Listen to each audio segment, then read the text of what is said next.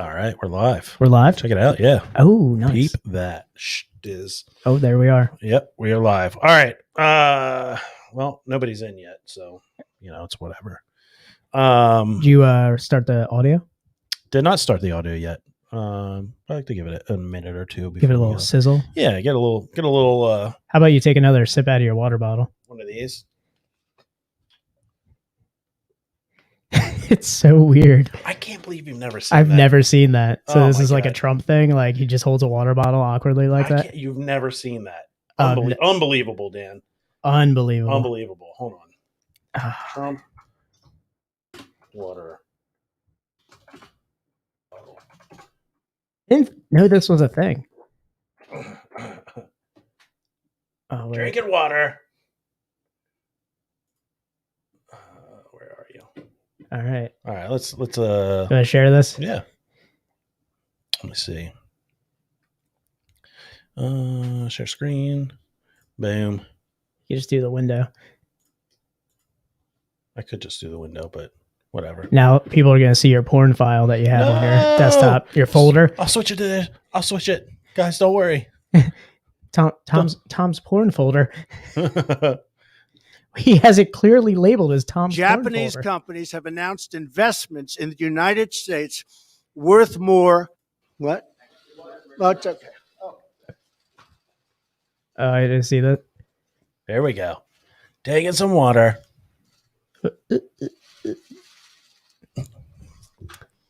In China, we also announced $250 billion worth in trade. There it is. He revved up from China. From China. He like pursed his lips. He revved up the engine. From China. From China. I don't know. To the city of Da Nang in Vietnam. Da Nang. All right. Maybe the best city in China. I don't know. This is what I'm being told. No. Oh, there we go. All right. Let's get the audio rolling. Let's get the audio rolling here, man. We got people coming in. We gotta get our guest on here. I know I'm getting thirsty over China. Oh, all I can taste is that espresso. Yeah, just sits there. All right. Yo.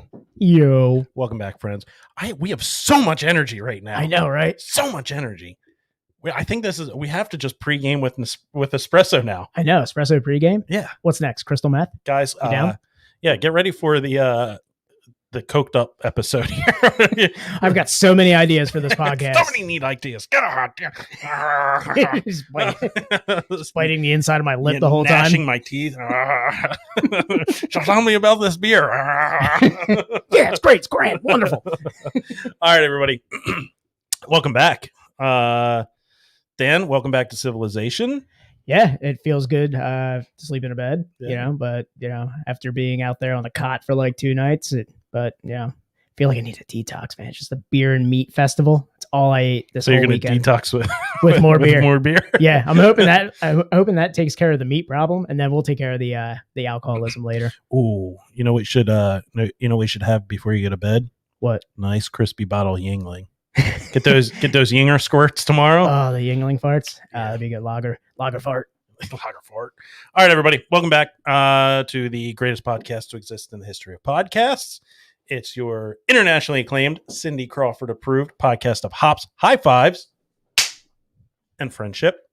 I am your host, the crispiest of boys, El Jefe de Cerveza. Oh, I like the Spanish. You like that? We'll get into it a little more. I have a little news here. Okay. Oh, yeah. Also, the King of the Butt Rock. I hope this is good levels. Hey, good level. Nice. Sang. Tom. And it's your other host. I'm going to go back to, because of this one, the Hop Master General, the Royersford Rattlesnake. Hell yeah. Hell yeah. You just throw me Centrum? Yeah. Oh, man. We're old. It's true. It's Dan. That's true. It's all right, Dan. everybody. And we're winding down, Dan. Yeah. We're winding down in the it's almost over. The year of the butt rock. It's almost over.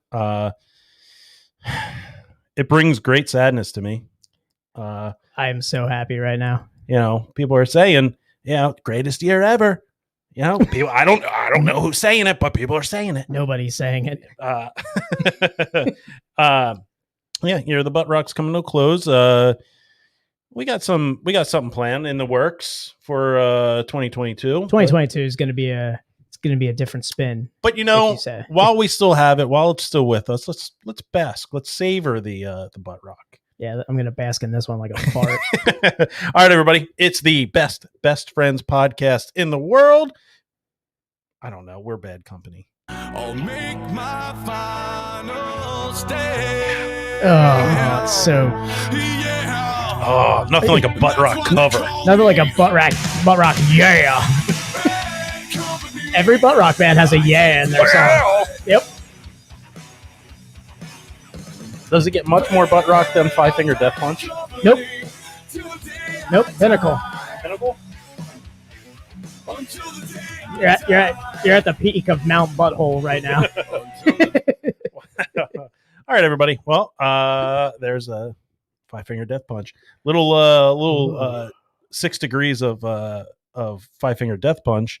If you were a listener of some of our earlier works, we were a big fan. Well, I guess we'll say a fan of the drummer of Five Finger Death Punch's side project. I forgot he was the drummer. Mm-hmm. A little band called Psychosexual, which wiped from the internet. Doesn't exist. Really? I think you can still get it on Apple Music, but YouTube, you can't get any of their music videos anymore? Gone. And I think the band doesn't exist anymore. I mean, they're still in our YouTube videos. No. The ones where we yes, the one where we show them. I was gonna say it's still in ours. Yeah, you can still see like reaction videos to them, but the actual like Psychosexual page, completely gone. Gonzo. Ooh, yeah, bad look. I don't know what happened.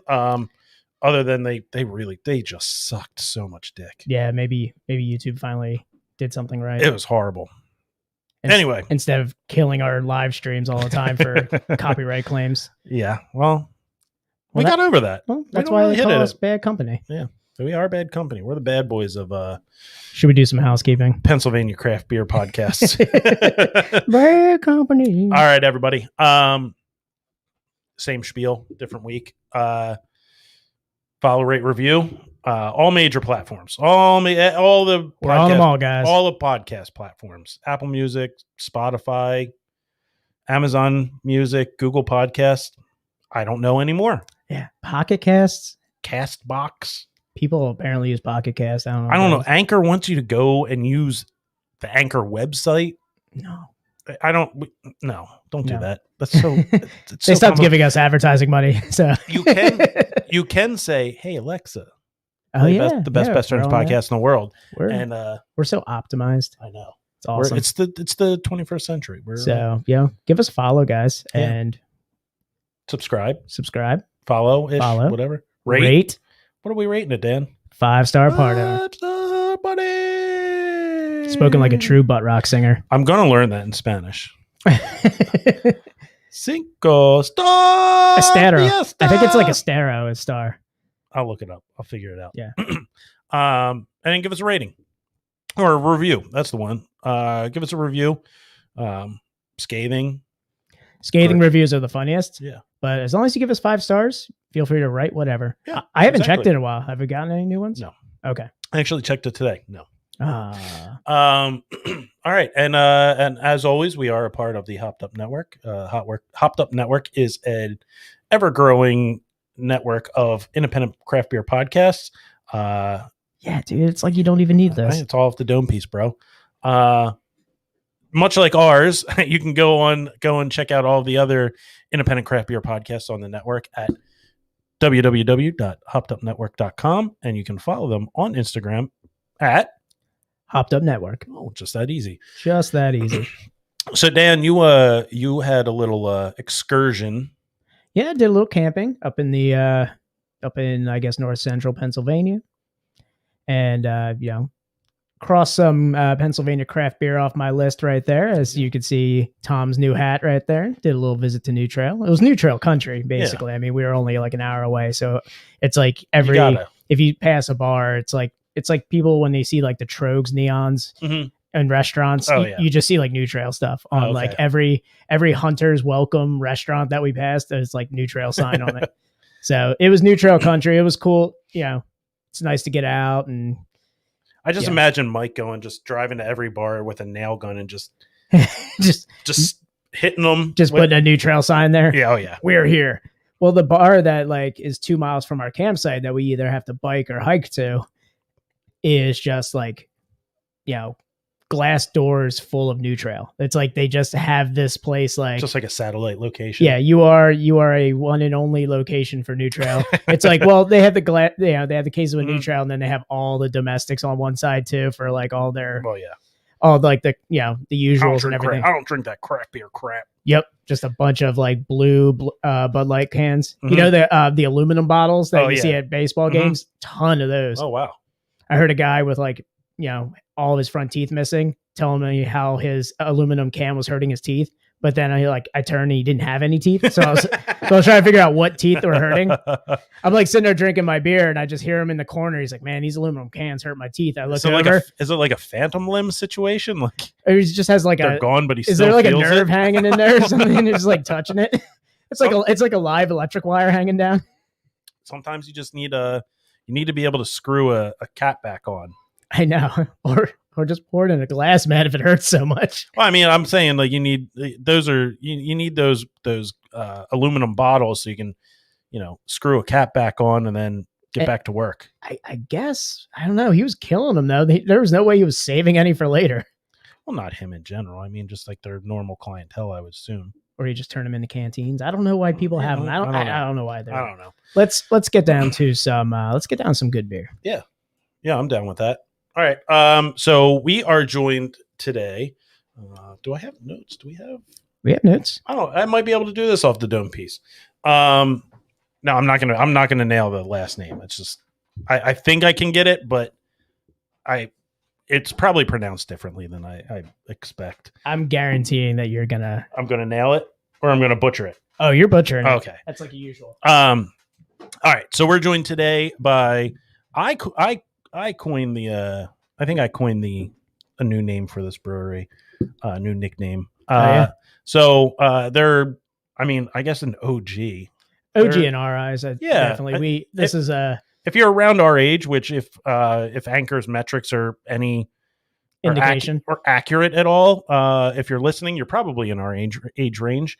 So you started drinking craft beer around the same time as us, and they're right there. Yeah. It's what we started drinking with. Is it was like OGs. A later one, but it was like, one that, kind of started popping up in our area where we were like, it kind of came up with a lot of the big three that we always talk about. Trogs, Victory, Sly Fox.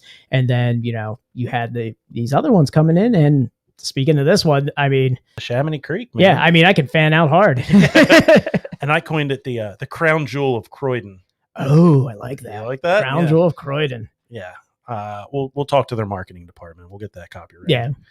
We'll CC them on the email. So we're joined by the head brewer from Neshaminy Creek Brewing Company, Jason Ranck. Let me bring him up here. My mouse is stuck. There we go. Hey. How you doing, everyone? Good. How are you? How you doing, guys? I'm big. Did you? Yep. I'm switching it. There we go. I don't know how to fix that. Like how to make it so it's always going to be that. Yeah. I don't know why. Anyway, did I nail the last name? You nailed it 100%. Yes. All right. Thank you for coming on with us. That's a good start. How'd you like it, Crown Jewel Croydon? Come on, man. That is a great ring. No, that's right? nice. Crown Jewel Croydon. That might be a beer name. So nice. All right, so we're gonna be drinking some Neshaminy Creek beer. Dan and I, you're going to see Dan and I just jittering a lot. We're going to be talking real fast. Just we're bouncing. I'm ping ponging, or my brain is just. I've just been rubbing my finger around on my teeth, just like the espresso is hitting. Man, did you put anything in it? Just a little cocaine. Oh, jeez. You're not a cop, are you? You have to tell me legally. I don't think that's true. All right, so what are we going to start off here with, Dan? Well, this is actually a first for the podcast. Jason did make a good point here with this. So we're starting with a collaboration beer. Ooh. So we're going to be starting with the what we got here, Without Light, which is their Czech Dark Lager. And before I get into it, we'll talk about it here because we're almost caught up. You can follow all the beers that we do on the podcast by following us on Untapped. Yes, that's right. Untapped. Hell yeah. It's Best Friends Pod, Best Friends POD. I feel so alive right now after that espresso. I feel very alive for the first time in the podcast. 93 episodes. I'm not dragging myself through the mud here. All right. So we got Without Light is our take on a Czech dark lager brewed with floor malted Bohemian barley, has notes of dark bread, light chocolate, and a pleasant noble spiciness from the mounds of Zaal's Haps. Sounds noble. That sounds very noble. Very noble. All right, guys. Are we ready to crack in unison for this? Yes. Do it. I'm salivating. Oh man, we're gonna get a unison crack, Yeah. and you're so happy right now. All right. You ready? 1, 2, 3. All right. Cracks. Awesome. So I know you're kind of relatively new to Neshaminy. Is this one of that you were involved in? Yeah, actually, so I'm actually pretty old with Neshaminy, believe it or not. Oh, okay. Neshaminy was actually the first full-time brewing gig I had. So back in probably late 2013. So I was their second hire as brewer. So I was definitely kind of there through the, probably your formative years where you enjoyed Neshaminy. And actually, and then I went off after, I was there probably 3 years and I was lead brewer when I left. And then I moved on to Second Story in Old City, where I was head brewer for about 2.5 years. And that was my first head brewer gig. And then Neshaminy actually hired me back to run the Borough Brew House in Jenkintown, which is a brew pub there, which we don't have. But after about a year, there were some kind of changes in our organization and ended up coming back to help out and became head brewer of Neshaminy about 2 years ago. So Awesome. Full circle. So full circle. So yes. guys, So cheers. Cheers. Slancha. This smelled so good when I was pouring it out. Oh, right on, man. Yeah, I'm really proud of this one. This is actually, believe it or not, the first collaboration I've ever done. Oh, really? In my brewing career, as far as proper with another brewer. So they're one of those things that kind of get thrown around, like, hey, let's do a collab band and stuff like that, and all that's cool. But I'm not like a collab happy person. Maybe I don't play well with others. It could be, I want it to mean something mostly. You know what I mean? So this is perfect actually. Jake at Second Sin and I, he's someone I have immense respect for, and we go back quite a ways at Neshaminy. We used to work together. And have a really good friendship, and I've always really respected his brewery, and we always talk lagers, always ask each other advice, stuff like that. He's like what I consider a true brew colleague. So we got together and did this, and I'm really, really proud of it. I think it's like one of the best things we made this year. Really excited. I love lagers, but yeah, it's just got that kind of that chocolate note, kind of dark bread, and just has that subtlety, balance. It's just really everything I like in a beer. So really happy with it. I got so excited when you suggested this beer. When you were like, when I saw that dark Czech lager come through, I was like, oh my God, yes. I've been waiting for this all week. Nice. Yeah, and the tasting notes are spot on. Like the dark bread, I'm definitely getting the notes of that and a little bit of the hints of chocolate. One thing I definitely am picking up on the nose a lot is the floral notes of like the noble hops and everything. Like Absolutely. For how on my palate with this beer, like the smell of it is very clean hop like scent to it. When you stick your nose in it, you get a lot of the other flavors kind of on your palate, which is nice. I'll tell you, I'm glad we did this one first because it pairs well with the coating of espresso on it. Yeah, this is it's really helping to wash that Nespresso out of my palate, and it's actually going real well. Yeah, our second beer would have not matched well with that coffee taste. No, it would not have. No, I'm I glad really you said that about the hops, because we at first when we were talking about kind of our hop bill, obviously we wanted to have it sort of like a like kind of treat it like a pilsner, even like a black pilsner, sort of. But when I looked at the amount of hops we were going to use, I was like, I don't know, man, that's a lot, So we hopped it at the rate that you would hop like a German pilsner. Okay. So, but I was like very like, okay, is it going to overtake? And I think it's turned out to be a really nice balance, and I'm glad we did as much as we did. So, Yeah. Really good to hear the shape of hops to come, how it just formed in there. I had to bring up the name. It's one of my favorite names in craft beer. I was gonna say just it's like legendary, Like, I mean, I watched that brand happen right in front of me, and was able to probably brew it one of the first times, and so that beer is definitely near and dear to me, and we, that's awesome. Take care of it still, and so we'll get into many more Neshaminy beers in a little bit. I just want to talk about this beer a little bit more. I mean, it's ticking all the boxes for me, Dan. You took my line. You took my Great British Bake Off line. I had God to. damn it! It really is. I love anytime I see a dark lager, I get really excited because I love the mix of like the crispiness of a lager with the roastiness of the malt. Clean, yeah, roastiness and clean at the same time, like that. And Jason nailed it. It's a superbly well balanced beer. Like you said, you get a little bit of those floral hops, and like the hops and the roast of the malt work really well together. One's not really overtaking the other. It's really nice, bready, small hint of chocolate. I mean, it really is just a well-rounded beer. I would put this one in the like the fall seasonal. I wouldn't call it a seasonal beer because I probably have it all year. But like this is definitely something where like I think I'd appreciate it more when there's like a chill in the air and kind of sitting around a fire or something, or outside with your friends. We talked about it last week. I mean, I want Marzen all year long. I know. Like, I want those dark lagers all year. I would drink them constantly. Yeah. I'm not a huge fan of the it's stout season. It's Pilsner season. It's I'm a heavy stand with that. Like seasonality. Sometimes I'm just it just happens. Like if I look at my beer fridge and I have like a couple different variations to choose from, I take weather into effect, seasonality.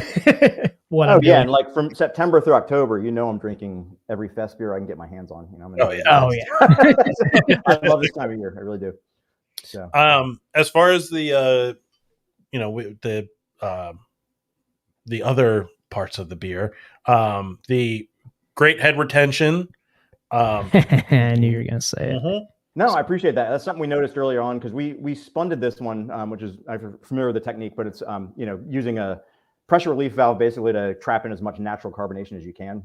So when we were taking samples early on during fermentation, it just had this like long lasting kind of creamy head, almost like a nitro beer would, So a lot of the carbonation is actually natural from just collecting it at the end of fermentation. It's still got that nice head retention, good lacing on the glass. Yeah, and I attribute that to the base malt was really nice to work with. We used the Vyraman Bohemian, and there's a Bohemian Dark that really I think is really the backbone of this thing because it's Bohemian Dark is like I think it's like a 9 lava bond malt, so sort of like a dark Munich. Okay. So kind of has that bread crustiness, but really just kind of tied the whole thing together, and I think that's a lot of where the good like foam is coming from, is that base malt, and actually like loads of Zotz hops. Hops are foam positive element as well. You know what I mean? So it was just like all right. So yeah, great mouthfeel too on it. Thank you. Clean, crisp. Yeah, exactly what you expect from a lager.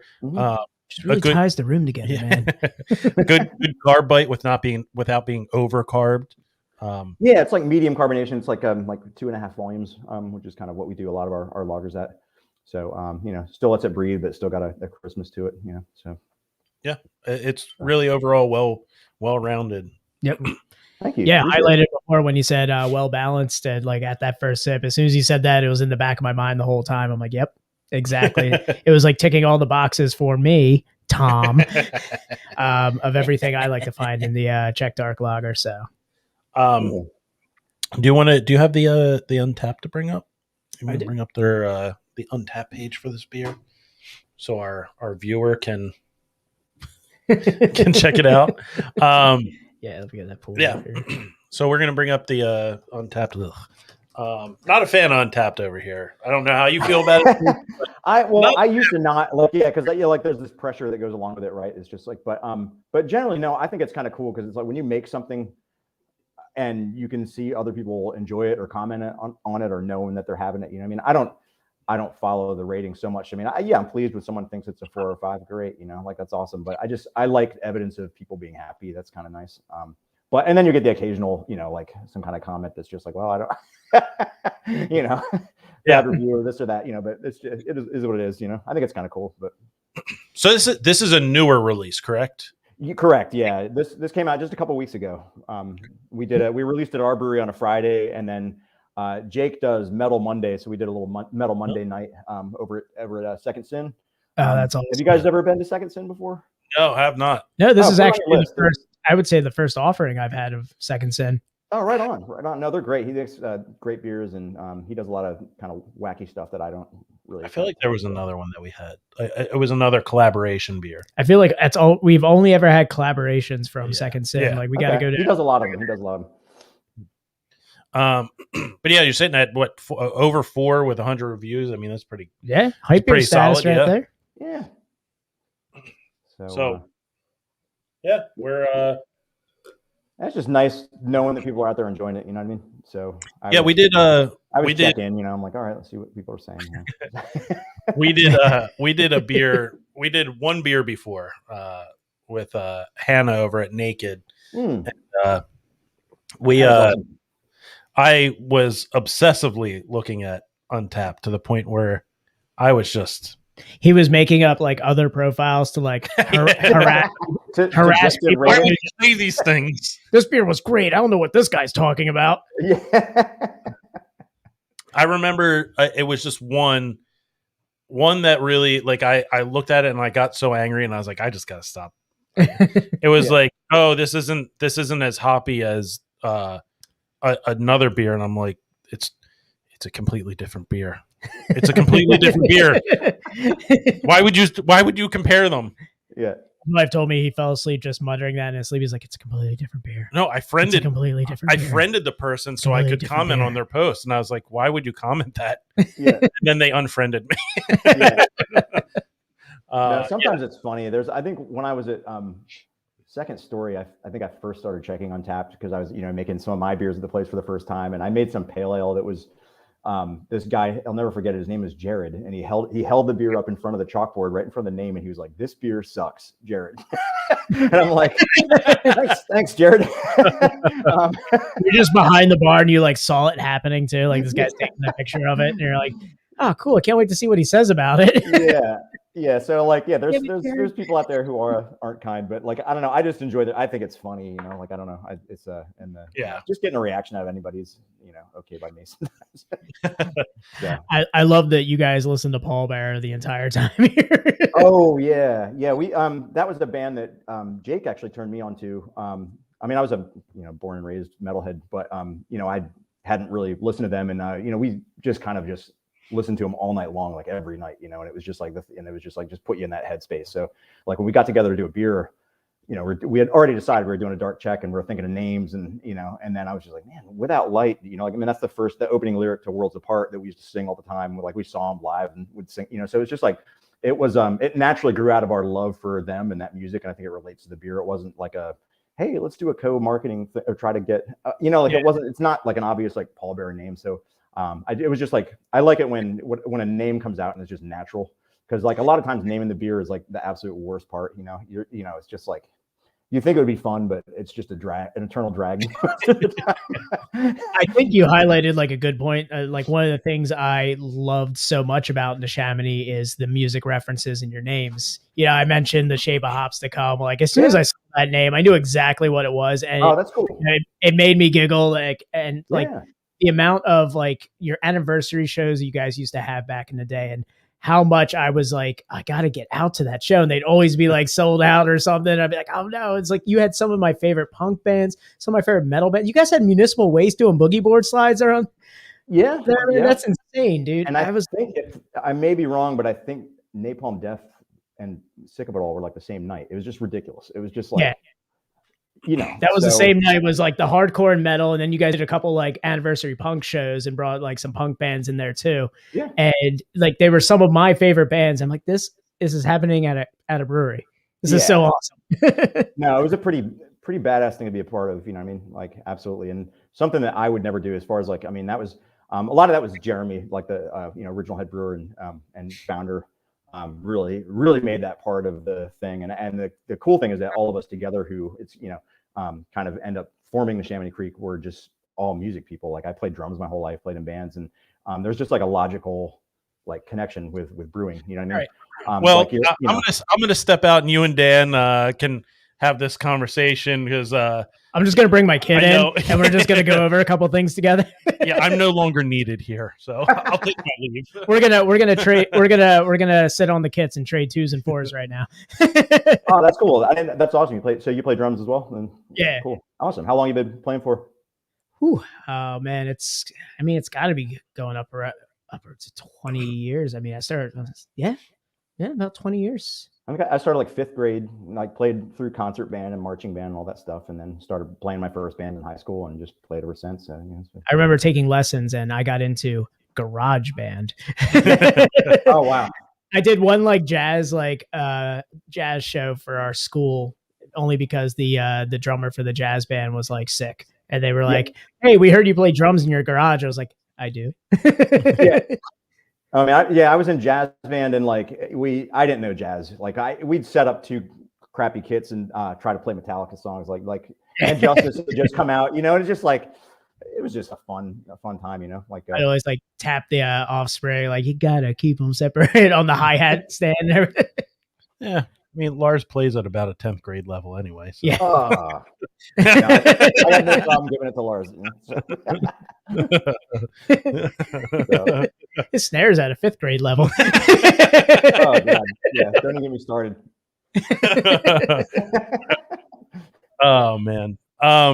So how did you get into brewing?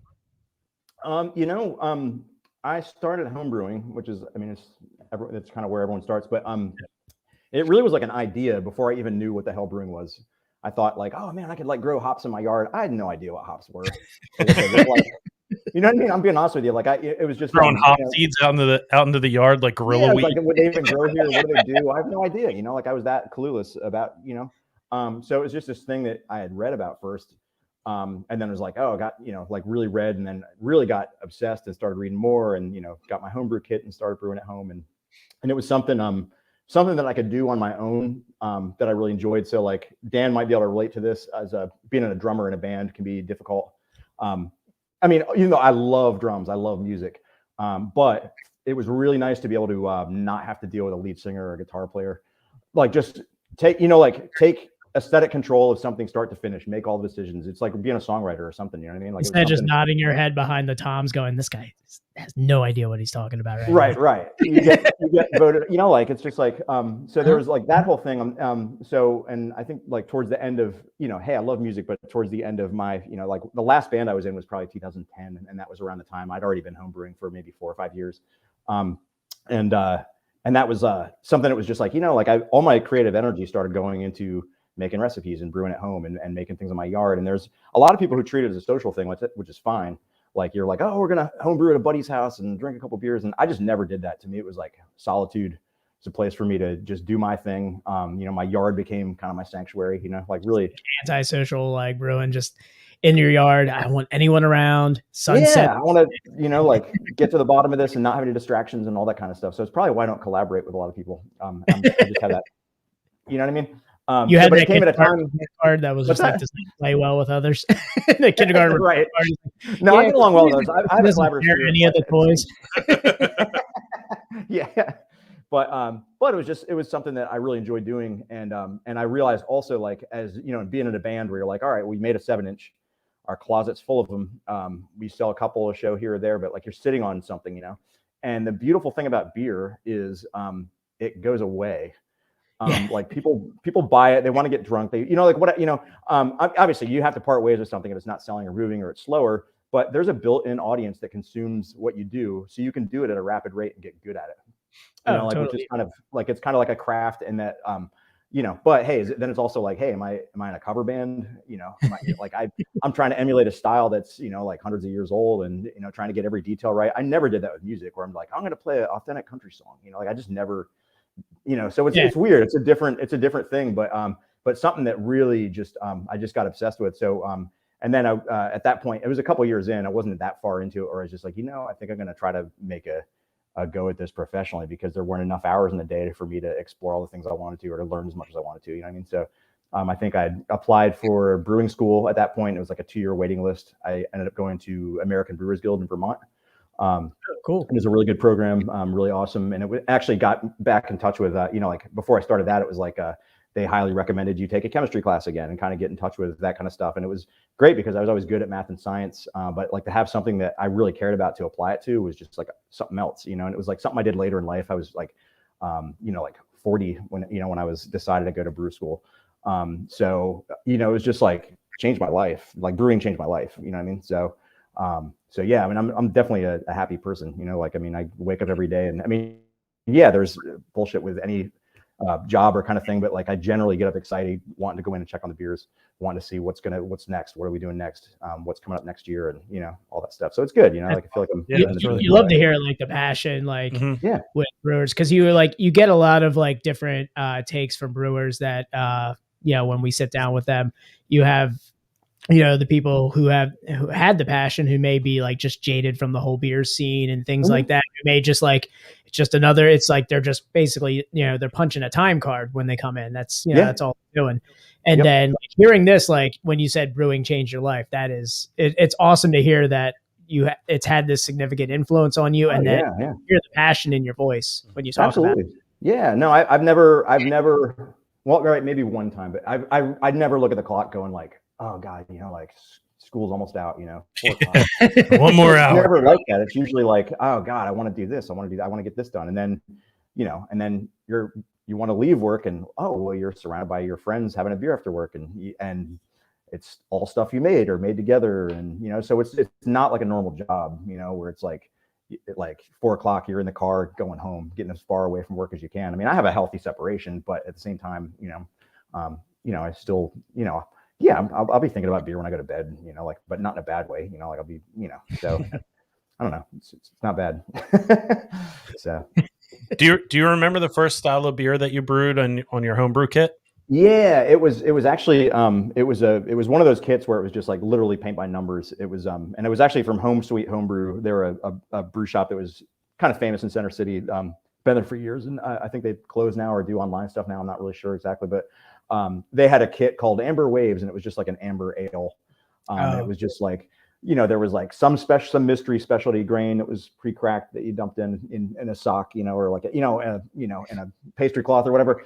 They just do like toilet beer. Just in a sock stuff. No, but you kind of follow directions, try to keep as everything as clean as you can, and all that. And it was just like so. But I'll never forget what it was like popping the bottle cap the first time, and and hearing that pop, and seeing something ferment in your basement, like you're witnessing fermentation. And it was just like, I'll never forget that, and so I did those kind of things maybe 2 or 3 times. And then I started making my own recipes and doing my thing. And I actually did like full on extract, like on my stove for a good 3 years or 2 years before I got into doing all grain and all that.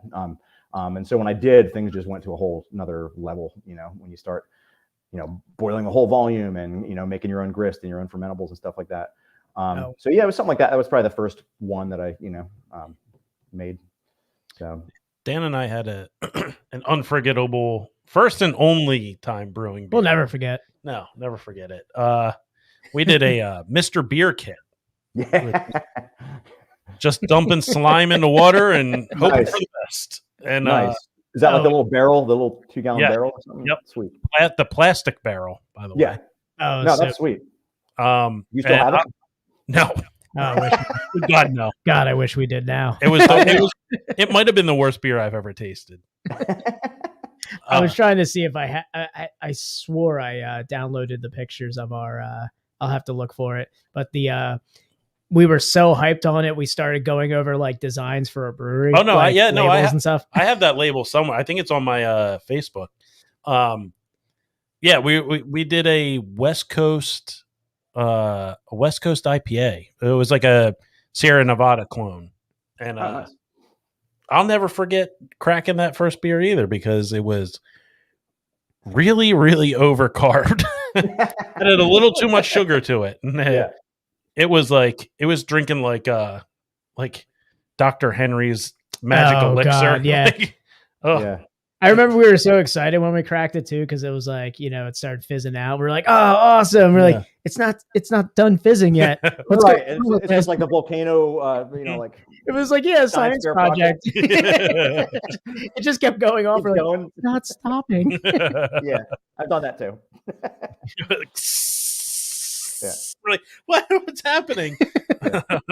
Oh man, yeah, we had such plans for we were going to do a really dark stout because that's what we were into. Dale's 1050. Dale's 1050, yeah. Mhm. We were so like hyped on that beer that we're like, yeah, we're gonna do a stout. We were so disappointed in ourselves, we just quit. Yeah. That was it. Yeah. What was the problem with the stout? We didn't do one. We didn't know. We were so disappointed in the IPA. We were like, no, Oh, you just gave up then. Yeah, that Yeah. IPA devastated us so much that we just gave up on the whole beer game. we were like, I don't know. Do you just want to go back to college? Yeah, I guess. It was so offensive. This is our big ticket out of here, man. Someone's gonna find out about this beer and come and beat us with a bat. I know. Oh, so man. bad. I think one thing you highlighted on earlier when we were talking about like going from like music to beer was making that cover band kind of comparison. Yeah. You're kind of taking these, styles and these recipes that have been around for like, hundreds of years and kind of putting your own spin on it. Mm-hmm. And like from a musician standpoint, I kind of felt what you were feeling with, just being in a cover band and how just monotonous it is. And then, like, right. The only time I've ever like enjoyed doing covers is if as a band, we ever put our own spin on it. So yeah, that's what I think. Some rad song that no one, or it's either some obscure or something that, or it's a song that everybody knows and they can get into it, but you put your own like style onto it. I feel like it's like how like Five Finger Death Punch took Bad Company and tried to make it worse. I know, we just did that. We literally did that for the intro. I didn't realize that's what that was. That's amazing. Yeah, Five Finger Death Punch. Like, this is a good song. How do we make this like crap? Oh God. Yeah. Oh my God. God. No, I would say the opposite of how we started this podcast. I would say like that's one of the things about brewing I think brewers enjoy is like they're taking these classic recipes and these styles and they're like, how can we make this like signature Neshaminy Creek? How can we make this signature? Right. It's still that same style, Right. At the base, everything is kind of the same. You have the same format in the song. How can we jazz it up a little bit? Right. Exactly. How do we take this style that has been brewed for hundreds of years and make it ours? Exactly. Yeah. And I look at what I do more as, I mean, it's certainly performance art when you think about it, because like, like no matter what you know, or how good you think you are, or how good you get, things can always, whether from a raw material standpoint or from a yeast perspective, can go south or could go. So it's kind of like ice hockey or something where it's just like, you could be the best athlete, the most graceful person on skates and still lose a game because you got this element called ice. You know what I mean? Like, so it's but it's so it's sort of like performance art. And then also when you make something, it's dying the minute you make it, or maybe it's coming into bloom, but it's this thing that is going to die. It's not like making a record that someone can dig up 100 years from now if it's in the right format and hear it again and hear what you envisioned or what you did. Like beer is just like the people who you reached might remember it in the right way or might think fondly of it, but like they can't really experience the same exact thing.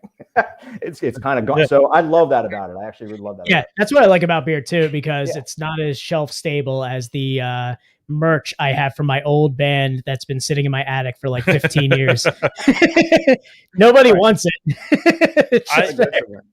I started laughing when you said that it was like performance art, because when you said that, I just pictured you dancing around the brew house. Yeah, you're like I just picture you like Christopher Walken in Weapon of Choice by Fatboy Slim. Or we mentioned earlier a Big Lebowski reference, but when he goes to the performance, he goes to his neighbor's recital. Yeah, I'll be there, man. That's awesome. Oh man. So final thoughts. We'll kick it into the next one. Oh, we're going to the next beer? Yeah. Just it's kind of cool. Like a cool segue is like you guys talking about trying to like do a Sierra Nevada recipe, like clone Sierra Nevada or something. Because I going into the hop thing and talking about talking about what we're just talking about, like being at the mercy of raw materials and never trying a certain combination before or things like that.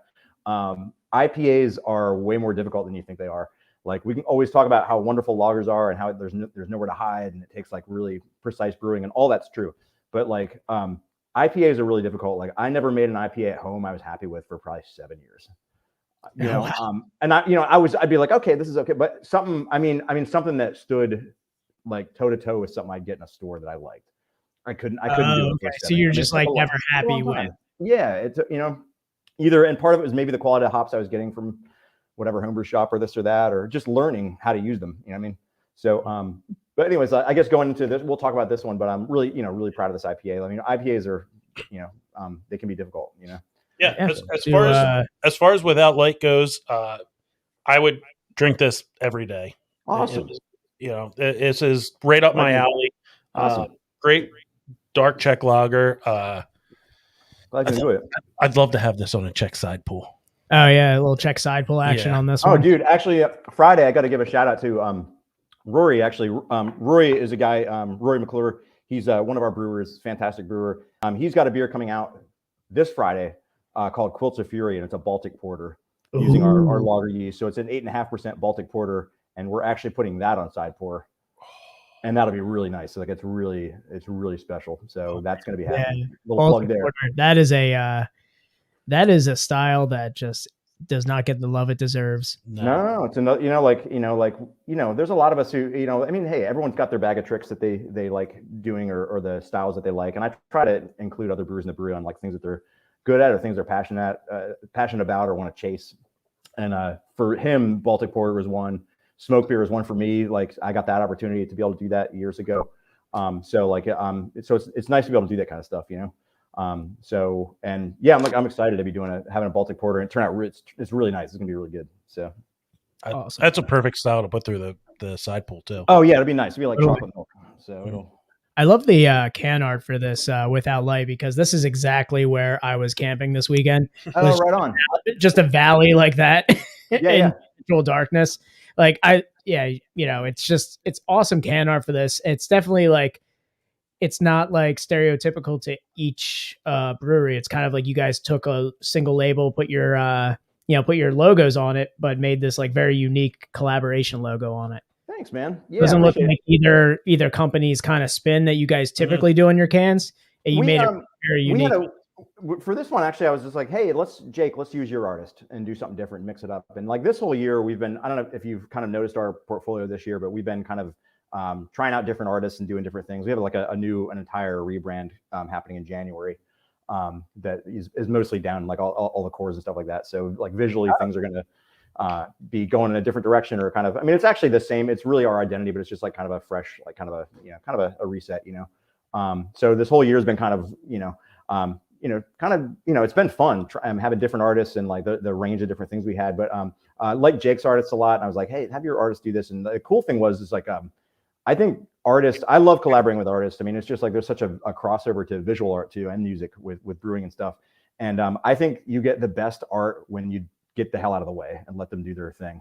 Yeah. And try to not dictate unless you have a concept. I mean, there's times where I have a concept or an idea where it's like, hey, I want to do this, whatever. And I think with Jake, he was just like, here's the beer, go home and listen to Paul Bearer and draw what you think. You know what I mean? Like there was no, and it just came out like, wow, that could be a Paul Bearer record cover, like it's turned out really cool. I was really happy with it. Yeah. So yeah, it's such a cool like grayscale concept, and it's all geometric. And after tasting the beer, this is the exact can art I would picture from a lager like this, especially from, like you guys, like you said, like with your music background. If I were a brewer that was into metal music and making Czech dark lagers, this is very close to the can label I would do. I imagine like Mike LaRosa from New Trail seeing this and punching a hole in the wall because he didn't get it first. I know. It's got the hiker on it and everything. I was like, this could have been moonlit, but no, this is Without Light. So no, I appreciate the compliment too, and especially with the artwork, and it's really fun, and that's why I actually I wanted to share these two releases with you guys specifically, because I feel like with where we're headed and what we're doing, like these beers hit them on all points as far as like this is the beer we want to make, like this is the artwork we want to show, this is like kind of the names we want to do. I mean, it's kind of like it's been a year of us trying to figure out who we are and kind of like we have kind of a I mean, there's been some shakeups in our organization over the last couple of years, and kind of You know, like, and a lot of people who've been there a long time too, but just trying to, you know, this is like, these beers are us, and I feel really good about them, and I feel like they fit into the Neshaminy portfolio that I grew up on too. So yeah, so I appreciate it. Yeah, I love the artwork on this next one that we're gonna. Oh yeah, Yeah, this is my favorite of the year. I think, you know, I mean, there's been a lot of great ones this year, but this is like a really nice way to end the year. So all right, so we're gonna be doing Damn Ye. All right. By well, you know, yeah, by Neshaminy. So description on this, it got me right off the first sentence here, being a double dry hopped West Coast style Imperial IPA. I'm so excited for these coconut flavors. I know. I was like, Did you guys cheat? Did you have this earlier, or is this the big surprise? Did you have it yet? No, I haven't even. Yeah, I haven't even had this. So this is gonna be a first reaction for me. Yeah, this is gonna be a first reaction. Cool. We're well versed in Sabro hops. Oh yeah, no, like Sabro with the subtle coconut in that. But yeah, so it's brewed with 2-row and light crystal malt, Apollo, Citra, and Sabro, the hops for this bad boy. So looking at an 8.5, this is a little party beer. There's a party beer here. So it is. You're gonna make some bad decisions. So. All right, let's get a crack going. Let's get a nice little crack here. 3, 2, 1. Oh. All right. All right. Let's give a nice little pour here. So you said this was your favorite for the year so far. Yeah, I think. Well, art wise, and yeah, I think it's. I'll be honest with you. Well, you tell me what you think. I don't want to talk too much about the beer until we smell it and taste it, whatever. But no, I'm like, no, back to, you know, like the challenge of making IPAs. I'm really proud of this one, you know. And I feel like it's one of the, I think. I wasn't expecting it to really smell too much like like a West Coast with these hops, but total West Coast vibes on it. Cool. Awesome. It's not hazy, so I'm going to ding you a couple points on that. Yeah. This is not Instagram worthy, but you know, smell real good. I believe I've faced that struggle as well, making a hazy that's not hazy. So, you know, all right, let's cheers on this one. I am excited to dig into this one. Plancha. Cool. Cheers. Mm. All right.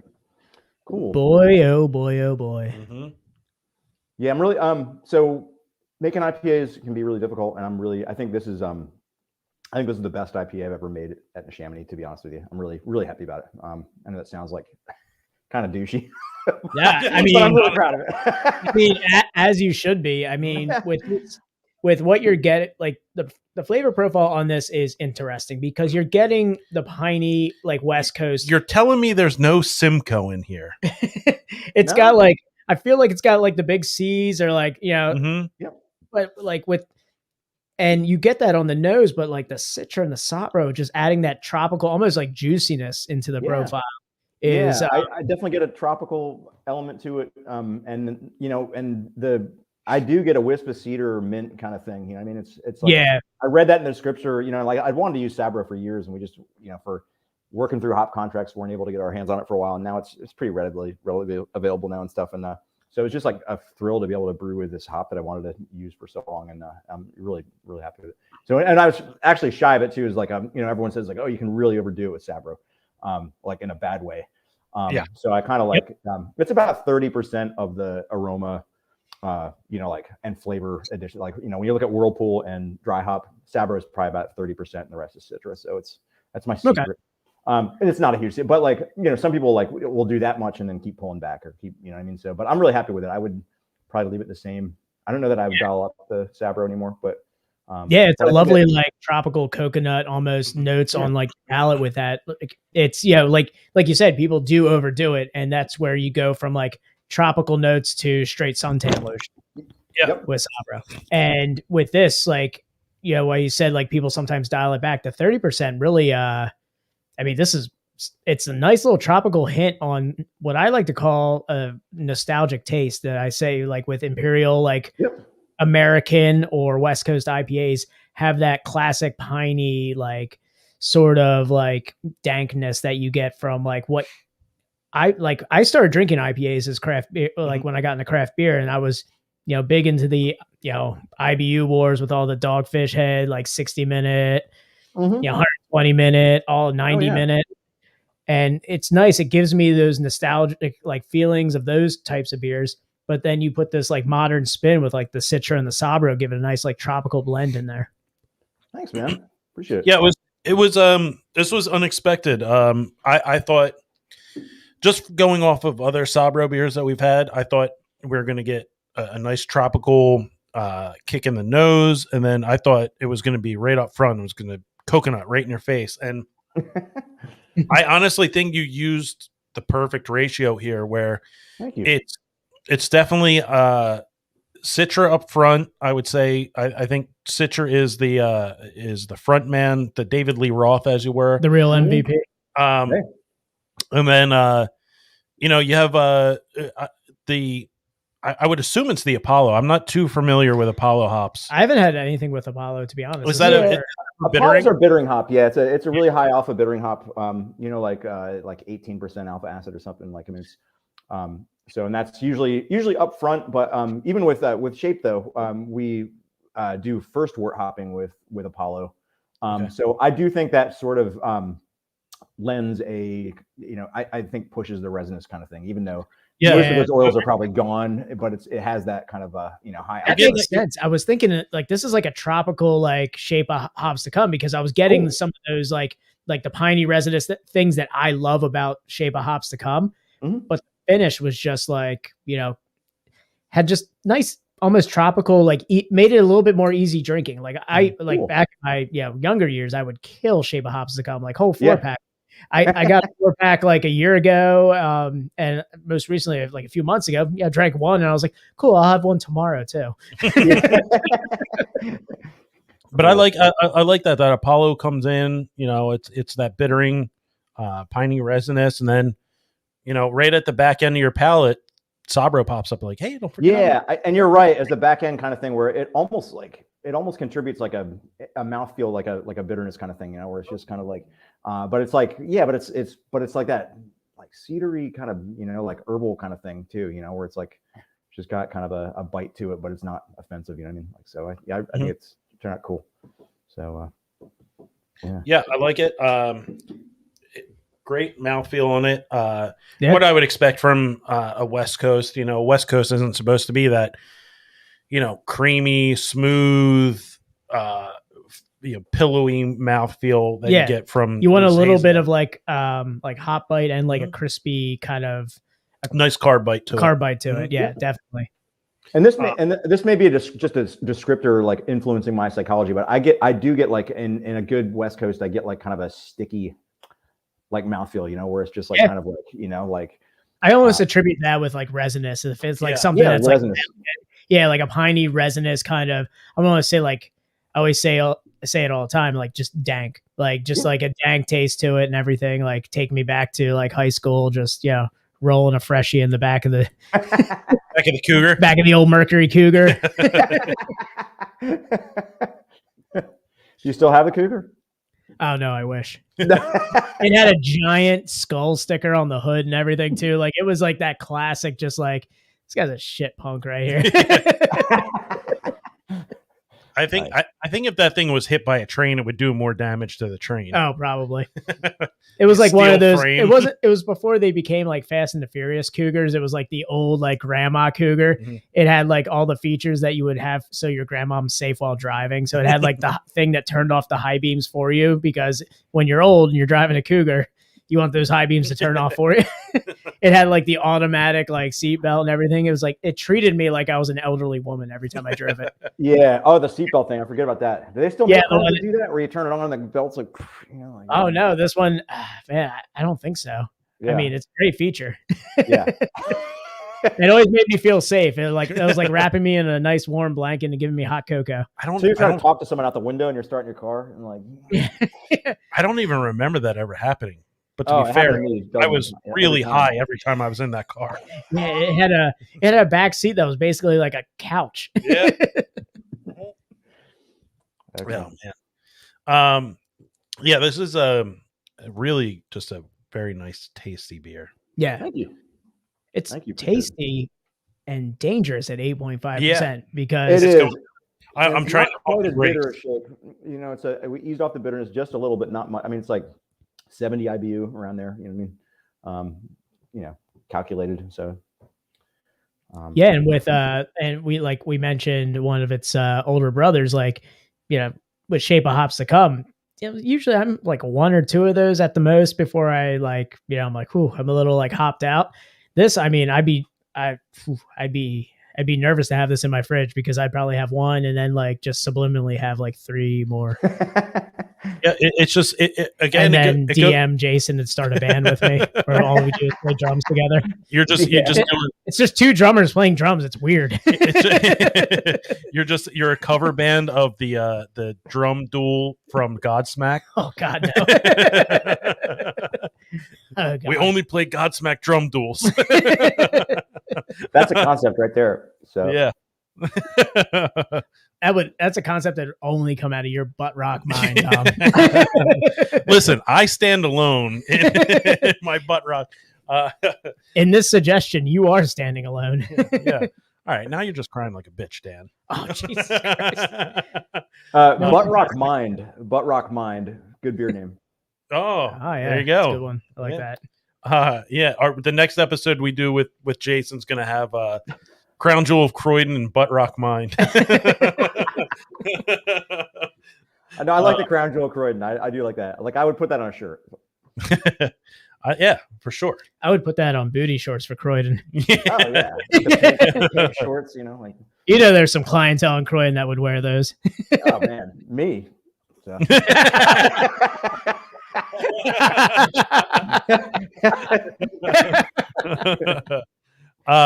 Man, I really like this. I really enjoy the artwork on this one. I love that. It's funny because when I picked up the beers, the bartender there that got them for me, he put them down on the bar and he was like, "Congratulations, you got our most colorful beers." That's awesome. Oh yeah, the black and white beers. Yeah. Was it Giles? Was it Giles with the big beard? Like the... No. It was I don't know. I didn't catch his name. It was okay. Clean cut guy. Okay.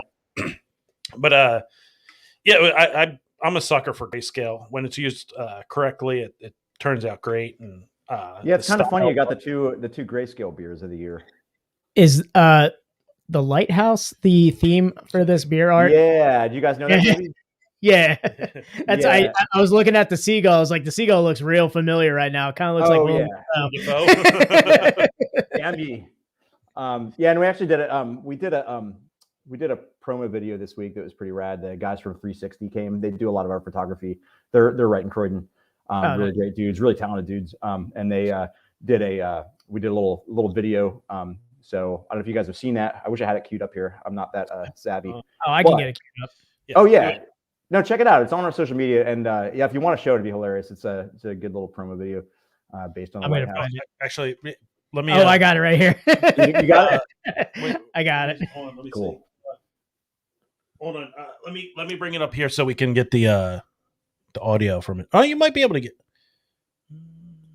I'm trying to think if that would work. If it would come through, the audio would come through on. I'll send it to you. Yeah, send it to me.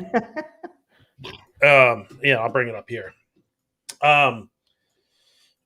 Yeah, so you guys are going in a different art direction coming up in the new year. Yeah, we have and it's basically, I mean, we laid out everything we were and are, and it's like kind of, like there's still so many similarities in our aesthetics. You know what I mean? Well, it's a lot of the same people there and stuff like that. So it's not going to drift too far, but it's just more kind of like, hey, like we've changed a bunch, and now's the right time to kind of.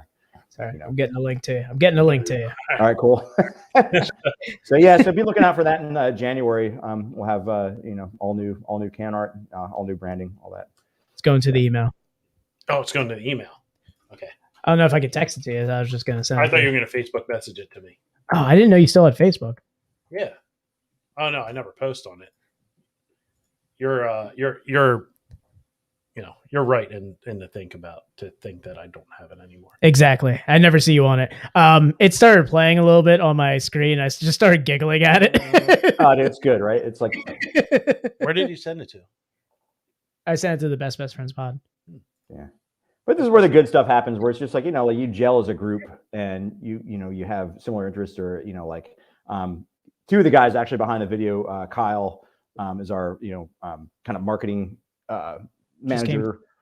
brand manager and head of sales, and then Kevin does our logistics. Like they're both film majors and actually love this film, so they were kind of a big part of this. You know what I mean? So it's just like kind of I love like as much as I say I don't play well with others, I like the whole synergistic.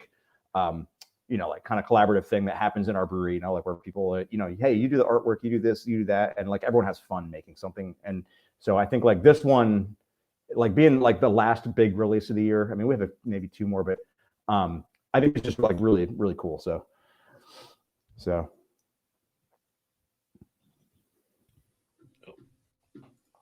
Hold on. Auto muted, that's a fun feature. Auto mute to start.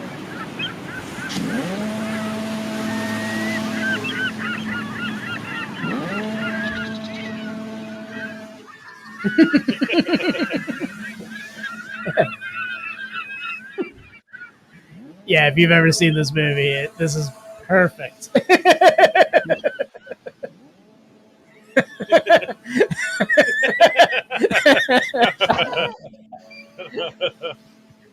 What did you dry hop this with? What did you dry hop this with? What? Damn you! It's Stop Road Citra! Damn you, Imperial IPA out this Friday, November 12th. Be there because I won't be. Hark!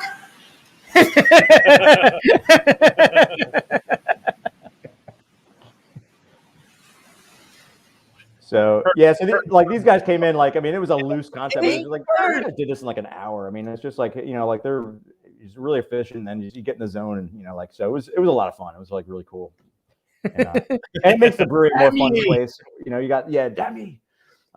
So the creative stuff has been a lot of fun.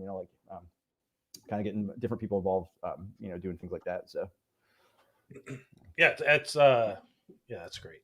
I love that. Yeah, I had a lot of fun just like trying to get that set up. That was probably why I was delayed a little bit because I was laughing at the stuffed seagull. I'm just over here giggling. I'm like, hold on, Tom, I'm sending it. Jeez. Yeah.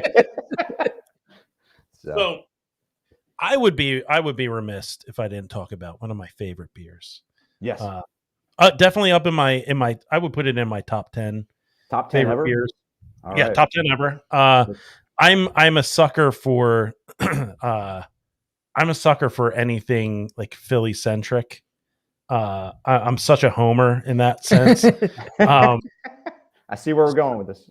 Yeah. John is, yeah. I remember when John was released and I was like, oh shit, now I gotta buy this beer. Yeah. Was it Juicy Ale with Nugget? Yep. That's The the one one. with Nugget, yeah. Yes. Yeah. So it's similar in the sense to Nugget Nectar. That's an ale with Nugget, hopped with Nugget. It's funny. I had Nugget Nectar in my brain when you said that, and it was funny because it was not because of the Nugget. It was just kind of like, we were talking about Juicy. Like when that beer came out, like the landscape has changed like 360 degrees since that beer came out. So like by today's standards, that beer was not juicy. It would not be juicy. Right? No. You know what I mean? Like it's like a resiny IPA. It's like a pale ale. It's like a. You guys opened yourselves up to so many negative Untapped reviews now. It's like okay. people who are like, I expected juicy. You know what I got? I was told juicy. Yeah. Nugget. That's what you got. Yeah. No, we're aware of that. John has changed a little bit since I've been there. Actually quite a bit. So I don't know if you've had it recently. I mean, we're going through changes, where things are, we're just, things like that. So, but yeah, like it's still true to the original spirit of the beer, which was that we had a bunch of Nugget on contract and we needed to make a beer with it. And someone threw the name John out. We're like, oh, Juicy Ale with Nugget. That, that was really it, like that was really it. And then That's awesome. But no, and JP too, like he's our, previous artist that we had. He's a great guy. Like that label always made me laugh because it was just like, all right, how much more over the top Philly can we get? We got Ben Franklin with a cheesesteak swinging on the Liberty Bell. Like, it's just like, so like, and then like, the Bad Brains lightning strike hitting the city hall and stuff like that. And it's just like cool ass can, like really cool, iconic can. So yeah, we're still making John. John kind of like during the pandemic, this is like a really, I'm sure you've talked to a multitude of breweries who had their struggles and things during the pandemic, but one of the big ones that was John was a very big draft item. Okay. So because of price point and placements or where it had been before, the bulk of it was draft compared to cans, like where some other brands might be 50-50 or more cans or, so John definitely took a hit during that period where it was just like bars weren't open. We had accounts, we had distributors who were just sitting on the amount of John they should have during normal times, but beer was not selling in the, out in restaurants and bars, so we had to absorb all this stuff and bring it back. So like the future of John was sort of uncertain for a period too. Like, just like anything, like we're trying to figure out what to do. But now that things have kind of opened up, like it's still like a good draft item. And, so it's kind of cool. Like John's kind of picking up steam again, where it was like kind of for a while kind of went away or you didn't hear about it so much, So, yeah. It's come on, John. How much more Philly can you possibly get? I used to get 6-packs of John all the time. All the time. Back when 12-ounce cans were cool. Oh yeah. One of the best 12-ounce cans, man. Yeah. I drank so much John. Yeah. That's awesome. Yeah. And and that beer has a cult following, and part of it's the name and all that kind of stuff. But like, I love hearing that from people that like, because I think like this year when we were at GABF, we were approaching the stage, like we got called up and stuff, and like some guy was like, "Hey man, like I love John." Something like that, It was like, who? It's great hearing people from like other states say John too, because they all like they pronounce it correctly, but at the same time, it just sounds weird. So the other guy from Colorado is like, "Man, I totally like John." Yeah, it's weird. It's one of those beers that just kind of comes. It's like it was important to people who liked it. So I love that. So for our non-PA listeners, which I'm sure they're out there. We are like I think we're like still number 15 in Ghana. Yeah, Ghana, Africa loves our podcast apparently. Yeah, we used to be number 1, but I guess we're number 15. We have at one point, big in Japan, right? You're big in Ghana. Yeah. We at one point we touched number 1. That's gonna be our first T-shirt. Yeah. Big in Ghana. Big in Ghana, yeah. John is a Philly-centric word that means it's a descriptor, just anything. Anything. It could be anything. Yeah. Give me that. Well, the original root of the word is joint, I believe. Oh, really? Take this joint, this John, and it's like, or, a physical joint or a joint, a place, like, oh, that joint, like that joint. Yeah. So I believe that is. Over that John over there. It was just like a real just Philly draw on joint. I remember being in middle school in Delco and my friend telling me about John. And this was, good God, 20 years ago. Yeah. I was gonna say, wait, when were you in about 2000. I went to high school in 2000, so it was like 98, 99. The birth of John. I just remember John and being like, what does that mean? And they're like, anything, literally anything. Yeah. Like, John is it can be, check out that John over there. This John is nice. Like, I'm another one of those Johns, or like, And I love it when people struggle to find the words and they're like, and then they think they've solved it when they come to the word John. They're like, oh yeah, what do they call those things? There's things you put on your feet when you're at the beach, when you're going. Yeah, what are those? The sand Johns. Yeah. And it's just like that shit happens all the time. We're just like, oh, that's hilarious. When the drinks start flowing and I can't recollect anything. John. The old fallback. John talking about that the John with the red and yeah, I got that, John. Don't worry.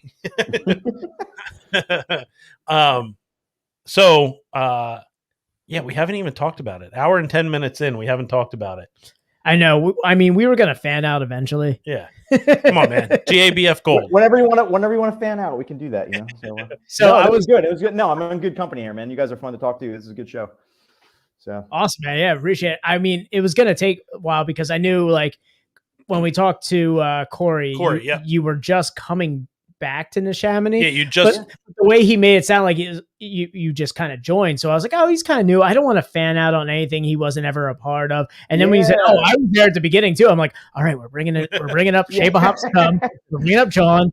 Croydon Cream Ale is going to come out at some point. I was there the day we put Croydon Cream Ale in cans. When we got our canning line. All those days, Like, and when High Water came in cans, like taking those shorties home off the line, I was like, hey man, we got cream ale. Like, this is the shit. No, they're great memories, man. Like I'm just really happy to be a part of it on the ground floor. I think my first Korean cream ale was around like 2013. Yeah, it was Yeah. like 2013, That was- 2014. I was yeah. at band practice and my buddy's like, hey, I got some beers from Neshaminy. You want one? I was like, oh, what you got, John? And he goes, no, I got Korean cream ale. I was like, fuck yeah, give me one. No, the can's rad. The can's rad. You know, I mean, it's just a snapshot of Croydon. It really is. You know, Yeah. You can't get much more Croydon. But yeah, we have to talk about GABF Gold. Yeah. Of course. Yeah. Yeah. Let's bring it back around. So, All right. it's kind of what brought us to have you on the podcast, to mix with Corey, Yeah, man. talking you up, and we saw you guys won GABF Gold. Yeah. And, Speaking of Croydon, I guess. yeah, Croydon's Burning, man. So yeah, so Croydon's Burning was my first commercial recipe. okay, So when I was at Neshaminy Creek, in my early years, we had an interbrewery homebrew competition, and the prize was whoever won would have something on the pilot system on in the tap room. They could name it, have their thing on, which we, up to that point, it was like no one else really had contributed any recipes or anything. So there's a guy, Eric Walt, who was the lab guy at the time. He was the first hire as brewer, and it was me. And he's affectionately known as Meat. I don't know if you ever heard of him. He's the head brewer of Doylestown Brewing. He's a fantastic guy. I'm going to see him this Wednesday. We got a mandate. I'm going to see him. But we both love smoke beers, and I had made. We were talking about like my home brewing, like in the backyard. I mean, probably 50% of what I brewed were smoke beers. I mean, and it was just for a love of that, you know what I mean? So it was like kind of what I chased after anyways, you know what I mean? It was just like kind of like this thing, and he was into them too. And, we worked things out, and anyways, we won the interbrewery homebrew competition, and it was going to be like a 3-barrel draft item in the tap room, and we could name it and all that stuff. And before you know it, it was like, Jeremy was like, hey, I want to do a 15 of Croydon is Burning. Hey, I want to do a 30 of Croydon is Burning, and I want to put it in bottles, and I want to send it to GABF. And I was like, holy shit, this is a good way to start, So, and also for someone to be able to give us that opportunity, I was really just honored, because basically we, from what we brewed in our yard and won the competition with, like when we came around and making changes for GABF, there were 0 changes. We were just like, we were both 100% satisfied with the beer. Like that's what we wanted to do. So there were no changes enforced upon us. It was just kind of like, hey, so, and I think it was the first Neshaminy brand that wasn't, the original, head brewer's recipe or whatever. So, so it's pretty historic. And we that was 2016. We went out and we won bronze, which was just unbelievable. And the same year, Churchville won bronze. Churchville had won gold before, but for Jeremy and I to win medals the same show was just amazing. I mean, it was just like really just a cool time. We love lagers, all that stuff. And then and then I had moved on to Second Story, and Croydon is Burning took bronze that year too, and I competed against it, and I was so pissed that time. But I was happy for them. I was like, but and then I was like, and someone said, our artist JP, actually, he was at the show, and he's like, hey, congratulations, man. And I was like, what do you mean, man?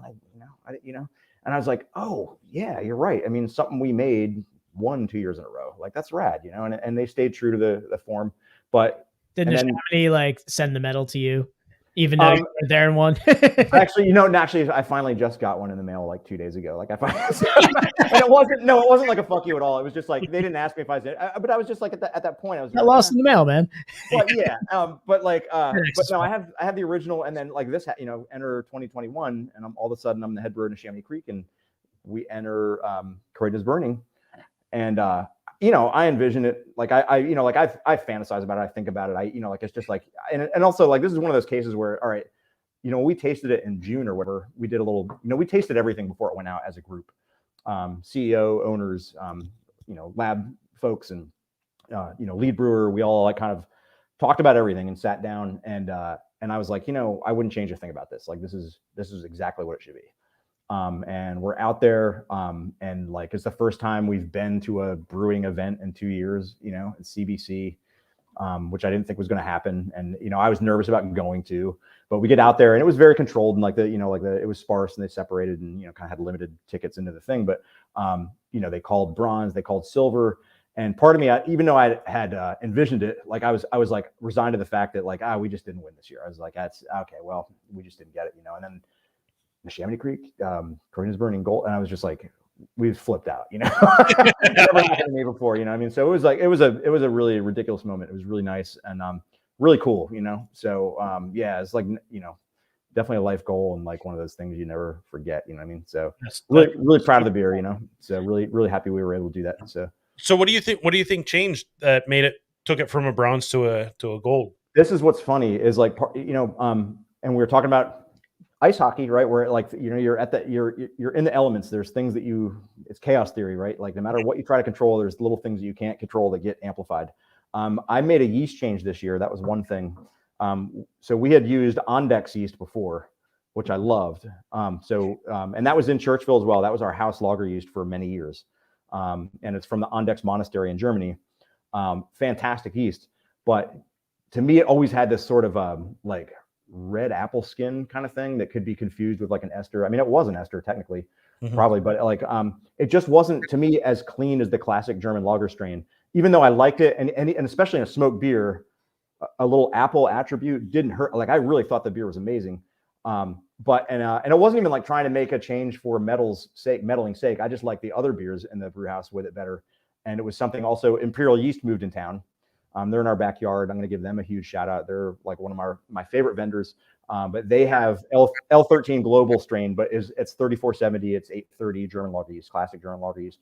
So we started using that this year as our house strain for warehouse lager because I wanted to clean that up. Because that was getting me. I don't know if you guys are familiar with that. It's our Mexican lager. But that had some appley notes to me over time. Like, all right, well, I kind of want to clean the yeast up. So the yeast was a big choice. Like that, like everything else was pretty much true. We didn't change much to the recipe other than a yeast choice. And then part of it is like, you know, like what are the judges looking for that year? How, you know, like who knows? You know what I mean? It's just like a lot of them are the same people, the same, you know, but like it's just like in the state that beer arrives on the table, what state is it in? And like your ability to taste smoke over a couple beers, you lose it. So like after 2 beers, it might not taste as smoky as the first. So by the time they get done with their flight, I don't want to make the loudest beer on the table but like, were we just smokier? You know, like, you know, and I know it's like in my heart, like a great beer, but it's just like, there's so many variables, you know what I mean? So, yeah. And making that change gets rid of something that, you know, maybe a judge might consider, like you said, right. an off taste, you know, something that you might see in like the the weirdest thing ever though is like I like last year's better. We didn't enter it last year, but like you know this year I'm going like I don't know, is this it? You know, like I don't, you know, and apparently it is. Such a hipster thing to say. I liked it before it got gold. Yeah, that's right. So yeah, but I appreciate you asking me about that. It was a really special moment, and you know, like really just proud of our whole brewery because like it's like. Obviously it's a award-winning recipe and I'm proud of that. But what I'm really proud of is our brewery that like in the time that I've been there being able to be a gold medal earning brewery, you know, had problems, challenges like any place and trying to figure things out. You know, it's just a day-to-day thing, you know, like you know, after something like that, you get back to work and make good beer, you know what I mean? Cause like at the end of the day, hey, medals are great. And believe me, I've been on cloud 9 ever since September. But, but the best thing though, is like at the end of the night, seeing someone at your tasting room enjoying themselves and happy, you know what I mean? So like that's what matters. The tasting room at your gold medal brewery? At our gold medal brewery, yes. That's it. Have they told you to stop wearing the medal to work? They're like, guy, come on. Just walking out. You're always walking in. It out just for you guys, but yes. you just always walking out like Kurt Angle. Yeah,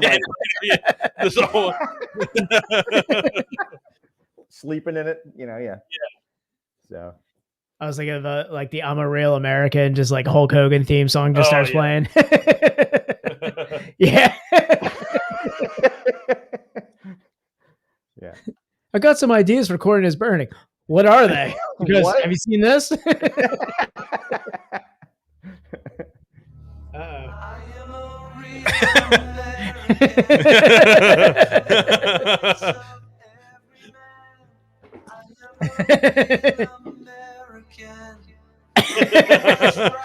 Oh yeah. Did not know this song was Rick Derringer. Did not know. No, it's Rick Derringer. The Derringer Escape Plan. Yeah. That's a good one. What do you know about GABF Gold, brother? That's what I want to do. I want to do math metal like centered around 80s wrestling and call it the Derringer Escape Plan. There you go. I mean, do you need 2 drummers? Yeah, right. Oh man, 2 drummers. That's the whole thing. There you go. You're basically Slipknot at that point. 2 more of these, and we've got this going. Let's start the band. Yeah, Jason just. I'm gonna send some tracks over. Yeah, Jason. Yeah. Jason's got plenty of kegs for me to hit while wearing a clown mask. Pong, dun dun dun. Pong. Just great acoustics. In the rain or something. Didn't they have some video in the rain? They're like, oh yeah, that was off of Slipping Iowa. Away. Good album. Yeah, Slipping Away was Iowa. Was Iowa the Coke fueled one? Yeah. Oh yeah, the Coke fueled. Yeah, sorry. the behind the music for that, it's an unofficial behind the music, but it's. I mean, if any metalheads are listening to this, you gotta watch it. It's gnarly. All right. I think GABF Gold is a good jumping off point here. Oh, totally. Yeah. Final thoughts on Damn Ye? Oh man, I hope you have an extra in that fridge because I want to take this home. Yeah. Do Spend it some tonight. quality. Spend some quality time. Send some drum tracks over to Jason and pitch my idea. Go home. Fire up. Real American with blast beats. Oh, it's gonna happen. Oh man, I really appreciate you guys having me on. This was rad. I had a really good time. Yeah, glad you had a good time. Dan, Damn Ye, man, well balanced. I wanted a West Coast. As soon as I saw that in the script, it was going to be West Coast. I got the West Coast. I'm such a sucker for West Coast. The West Coast style brought me back around to IPAs. Yeah. It was kind of like we've talked about it. I'll say it, Dan, ad nauseum. We've talked about it a lot. I kind of fell out with IPAs. We've been called out by brewers like, oh yeah, what are you guys going to do? Another IPA and lager episode? Every time. Yeah. Kind of fell out. And then I was like, man, I'm really tired of hazy IPAs. I don't want a double Imperial. I'm done with it. And we started getting West Coast, like true West Coast styles back. And I was like, man, these are just so feels. They're just so good. I love 2021 because it's just been an era of lagers and like West Coast IPAs. Like you still get all the hazies because the hazies still keep the lights on for breweries and everything. Like, those are always going to sell. But like seeing the era of like seeing the hop burnout of like all of those craft beer connoisseurs from 2020 being like, maybe I don't lose my foot by 2023. Right. Maybe I go have a lager. Do we really need another Citra Mosaic? Yeah, the Buddy Cop, the Riggs and Murtaugh of hazy IPAs. Hey, do you guys remember Simcoe? Yeah. And it's awesome to have something that like brings you back to where you started with like craft beer and like like the West Coast IPA, the piney, the resinous, but also just giving it like that hint of like there's like a juice factor to it with that Sabro and like the Citra, like nice tropical notes, citrus notes in there. Cool. Just a very well balanced beer for dangerously 8.5% right there. Yeah, I could have absolutely crushed that beer. Like I looked and I was about halfway down my glass and I was like, all right, well, let's slow down, Tom. Let's pump the brakes. No, I was trying to pump the brakes so hard on this one. Yeah, no, it was very enjoyable. Cool. I mean, I don't think I'm glad you enjoyed the beers. I really appreciate it. Yeah, I mean, I've always had great things to say about every beer I've had. So, I mean, this has just been was going to come eventually having this episode. And again, thank you so much, Jason, for coming on for this. Guys, if you want to go ahead and thank you.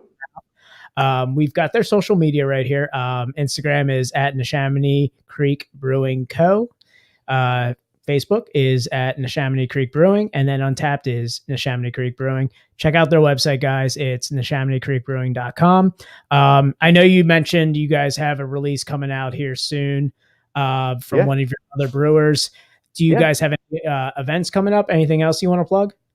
No events that I can think of before the end of the year. I mean, next June is going to be our 10th anniversary. So a lot of people have been asking us, like, when are you going to have shows again? Yeah. So we're going to do a concert. We're going to do something, you know what I mean? So we probably won't be doing as many as we used to do. And part of that is just kind of like, logistically, financially trying to figure out what's worth it, what's, worth doing. But there's still like a, dedicated core of people that like music is still important to us, Guys, so they we're sell looking out at- fast. And if it's going to be smaller than before, it's going to be selling out. Yeah, 10th anniversary is going to be special. It's going to be something. So like we, definitely have like one of our promoters who actually used to work at the brewery, a good friend of ours. He's the drummer in a band called Restorations. Okay. Incredible band. Like I kind of want like to get them to play. I probably shouldn't say this like on the air, but but no, like it'll be special. I think he's going to be booking bands, and so that's the next big thing. Like as far as like when people are like, oh, when are you gonna have shows again? Like June next year will be like a good one, I think. So It's gonna be awesome. That's awesome. yeah, so We need to get them hooked up with like a Broken Goblet and do like a crazy like metal fest. You guys Metal got Fest. just. I mean, you got these two metal fucking breweries right here. They're right down the street from each other. Just can. They could just do it. Oh, Yeah, man. no, those are great guys. I haven't seen them in a while, but like, yeah, I love those dudes. Every time we start talking about the music and the shows, like I could go on for another half hour about like some of the band beers that you guys have done, but I'm going to stop. I'm going to stop right now because I know we're trying to end. But all these band beers just started coming in my head. I'm like, God damn it, I didn't talk about this. I didn't talk about the Lawrence Arms or the Benzinger shit. Yeah, Let's yeah, we get a whole we got a little bit of extra time. We'll do a little bonus. You got a video. Yeah, we Yeah. got a video. Okay. Yeah, guys, go visit Neshaminy Creek out in Croydon. Neshaminy Creek was Neshaminy Creek Brewing Co.com, Yep. And something like that. NeshaminyCreekBrewing.com. Oh yeah. And you guys have a good distribution footprint. I mean, you guys are yeah. Yeah, guess we're all over Philly, Pennsylvania. Jersey. Yeah, like all of Pennsylvania, pretty much. A little bit of Delaware. So yep. So go grab your Neshaminy Creek. You just wanted to like end on that so bad. Dude, I've been seeing him fiddle with the song the whole time. I'm like, what's he got up his sleeve? Good way to end. Come on, Rick. Come on now. Awesome. All right, everybody. Awesome. Cool. Had a ball. Thanks, guys. I really appreciate it. Yeah, and remember, guys, look for the audio only listeners. Yeah, we'll cut off the audio here and we'll kind of do our little outro. Follow, rate, review again. Yeah. So, guys, follow, rate, review, 5-star party. 5-star party. Guys, our social media here, Instagram and Facebook, is at Best Friends Pod. That's Best Friends POD. Hell yeah, guys. We are the boys from the South, Eastern Pennsylvania. Send us an email. We've actually, it's kind of cool that we've gotten emails here. Yeah. So continue to use the Gmail. That's bestbestfriendspod@gmail.com. That's bestbestfriendspod @gmail.com. And Facebook, YouTube, you can watch us live on there every either Monday or Tuesday. I mean, just check our Instagram. Yeah, we'll let check you know. I mean, it always drops, and the audio drops, Wednesday, and we for the audio listeners. Yeah, and you can certainly also join us on Twitch at twitch.tv/bestbestfriendspodcast, twitch.tv/bestbestfriendspod.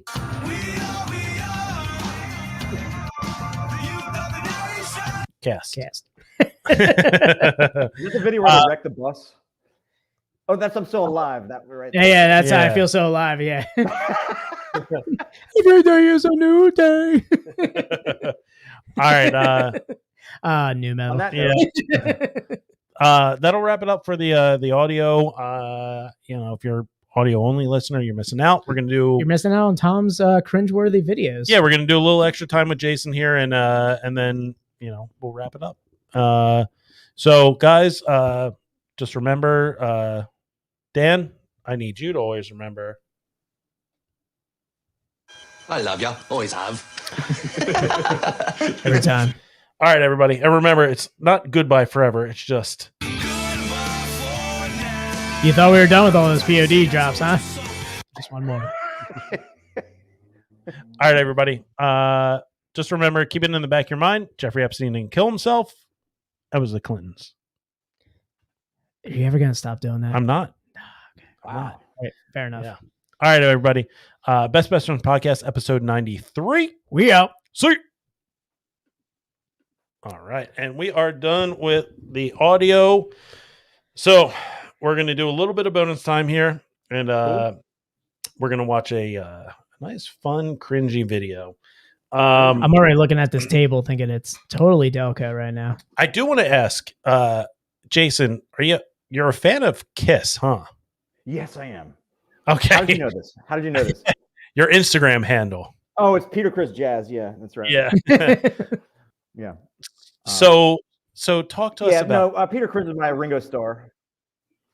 Okay. He's my Ringo Starr. It's the first record I ever bought in a store. Actually, I didn't buy it. My dad bought it because I cried and wouldn't put it down until he bought it. It was Kiss Live 2. That was 1977.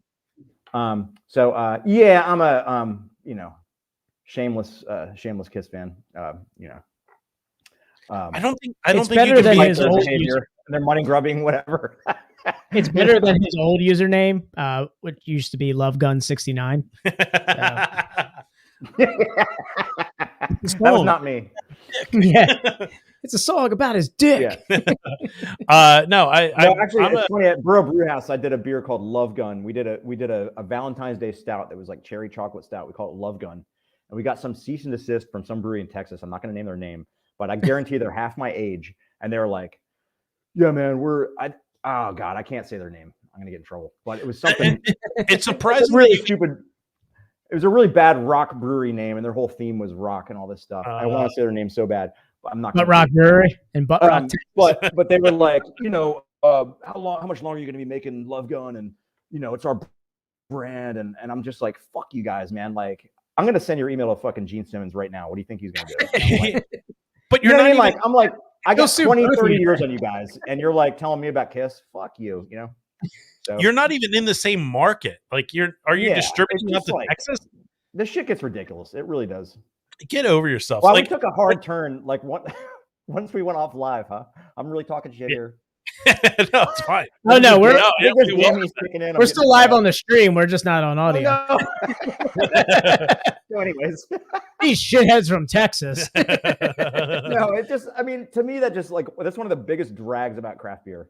Is just like this whole like, who the fuck are you, man? Like, I mean, like, was it even the same style of beer? No, it wasn't even. It was just like, we have a beer called Love Gun too. It's like, yeah, well, like someone else has a kid named Dave too. You can call your kid Dave. Like it's just whatever. Cool. Type in any title name. Oh, they've got the worst name for.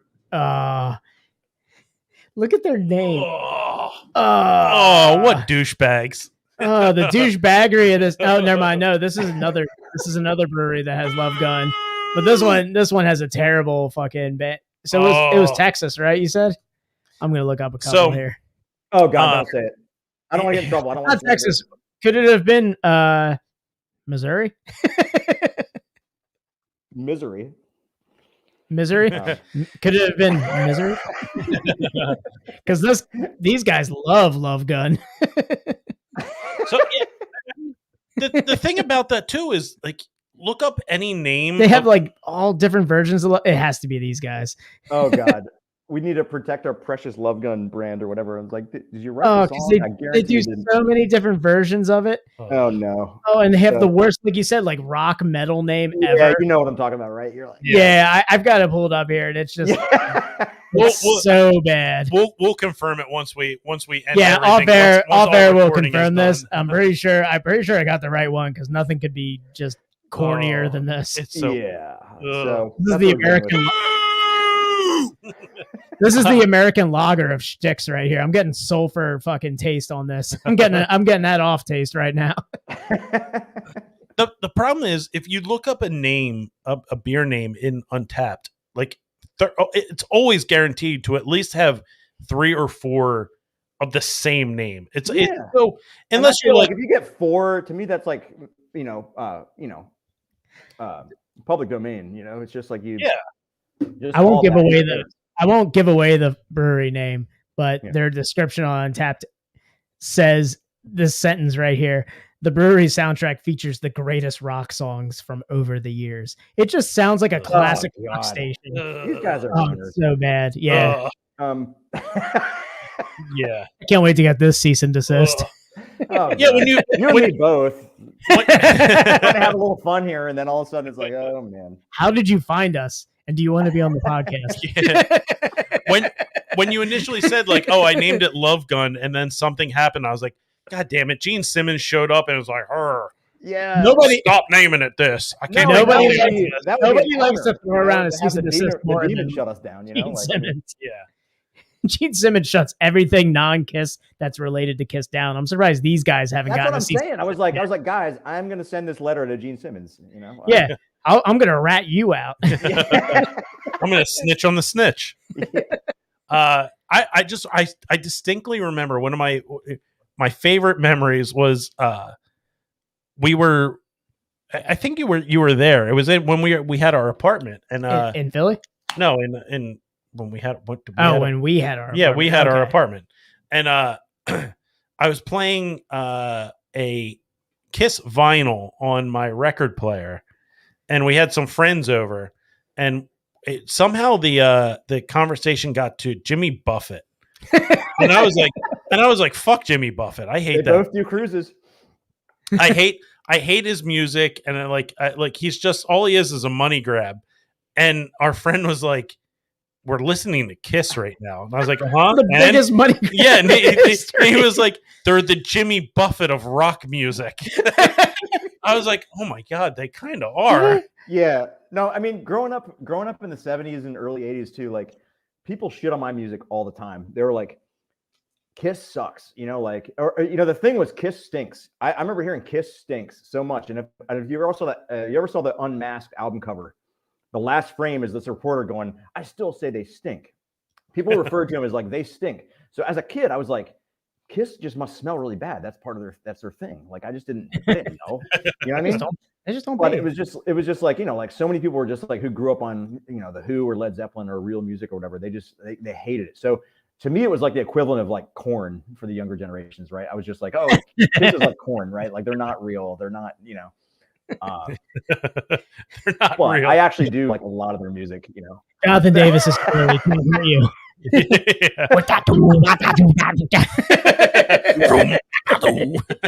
Yeah, you're just like, yeah, I don't understand these kids. This is not, you know.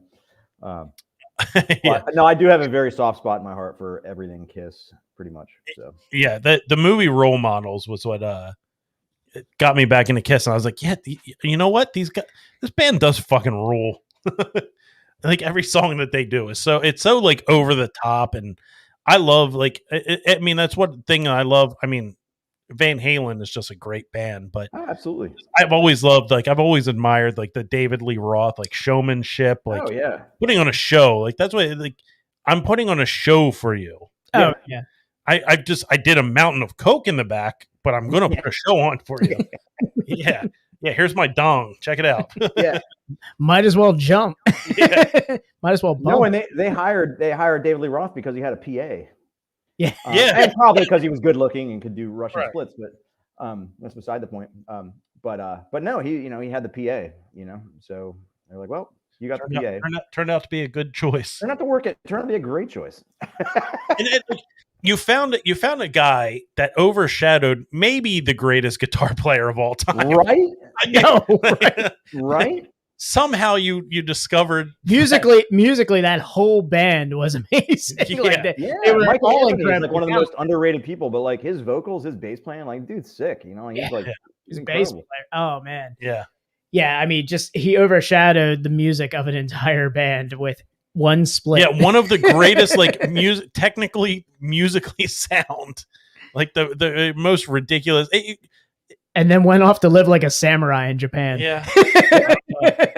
And then we all got Sammy Hagar for a little bit. Yeah, Van Hagar, those years. And Hagar sucks. Yeah. Except for Why Can't This Be Love? Why can't this be That's love? No, I find that album nostalgic to some degree. Dude. Yeah, you have no idea. Yeah, we've had this conversation many times. All right, let's Oh man, we got heavy in the music in the bonus time. I like it. Hey man, no, this is the bonus stuff, right? It's got to be like, whoa, did you hear the bonus track? This is where people are missing out. No, it's like it's got to be more fun, right? You know? Yeah, I had to ask it on We the weren't bonus fun for an time. hour and a half, but I had to ask on the bonus time because I saw, as soon as I saw your Instagram profile, I was like, we're talking about Kiss. Yeah. I saw like something of ours. I was like, who is it? I was like, is it Jason? Yeah. Oh yeah. That always confuses people because like I don't have an official Neshaminy Creek handle for Instagram. So like sometimes I'll make a random comment to someone like, "Oh, thanks for the compliments," and it's like Peter Chris Did Jazz. Peter I'm like, Chris what the just fuck like is this? this guy? Did Peter Chris just like something of ours? Peter Chris just like That's where my head went. I was without. I might have popped harder for Peter Chris liking our stuff than when Cindy Crawford did. Yeah, like, dude, I had no. really like you guys. Like she liked your Yeah, thing? yeah, she liked one of our posts. Okay, that's great. Yeah, it was a highlight of this podcast. When did this happen? It was early. It was early. We had one of our friends who lives in California. We were just like, hey, let's do a California beer. Let's have you on. Yeah, he's like her personal photographer. Yeah, he really good photographer. He does tons of stuff. But yeah, we leaned heavy into getting him to have like Cindy Crawford do something for us, like something, and then all of a sudden, like, What did she like? The episode promotion for his episode. We put it out, and she liked it, and we were like, "Oh my god!" Yeah, like, we can stop doing this shit now. Yeah, yeah. Now we tout ourselves as we're Cindy Crawford approved. Yep, Cindy Crawford approved. Yeah, until she comes on the podcast and says otherwise. Yeah, or we get a cease and desist. So should I go to my basement right now and get the Cindy Crawford Playboy? I have it.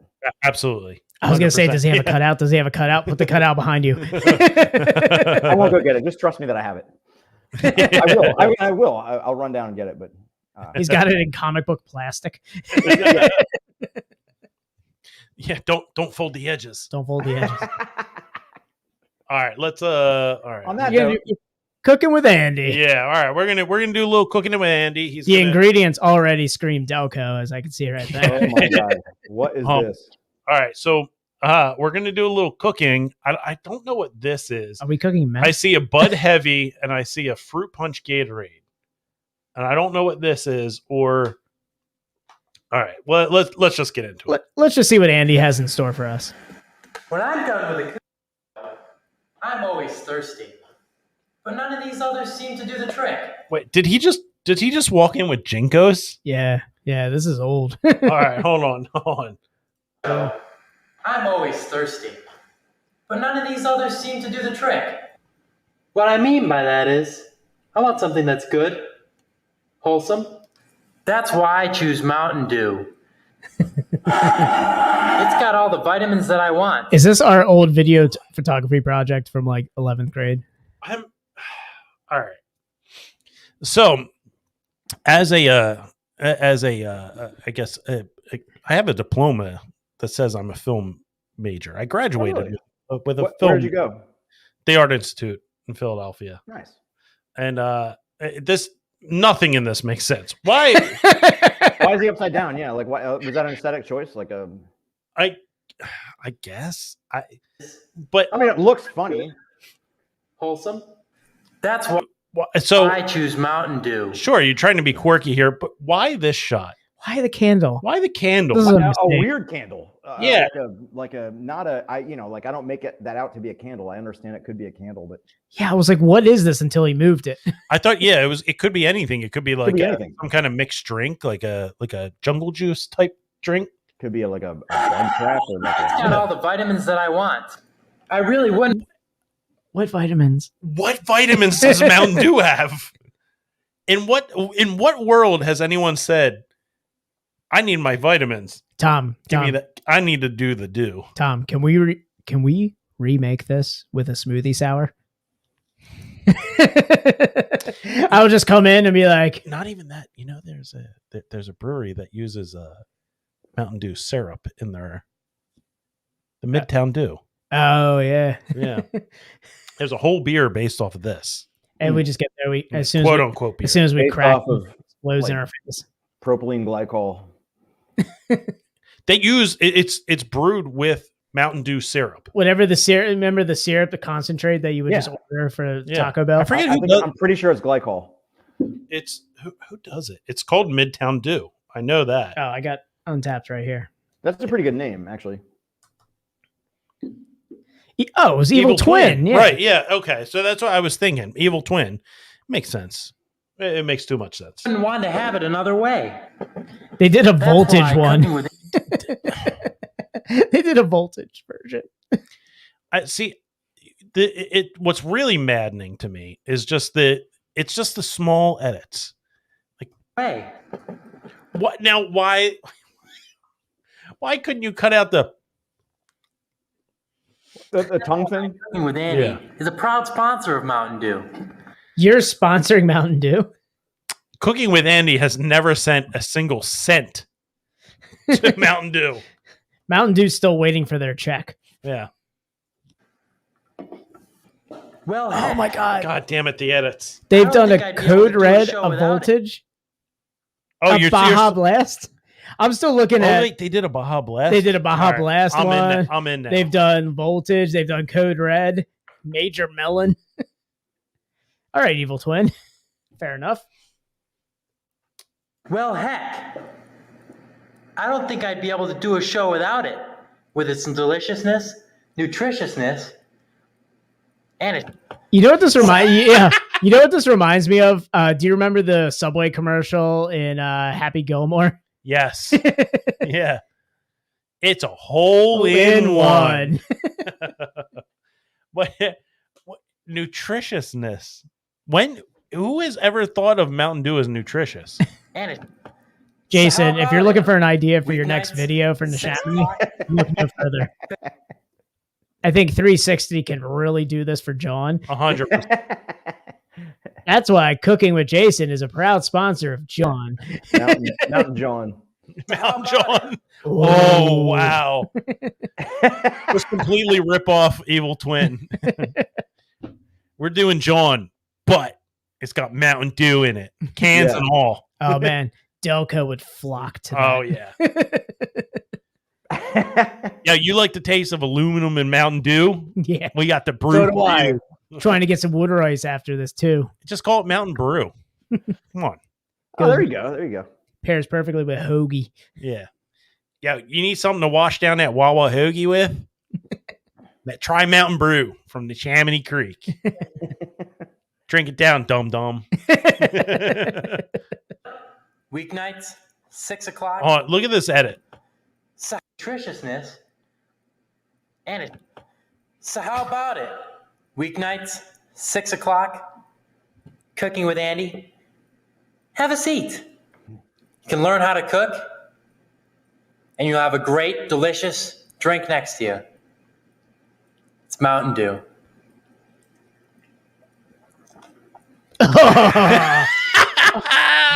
Hold on. What? So where is this guy now?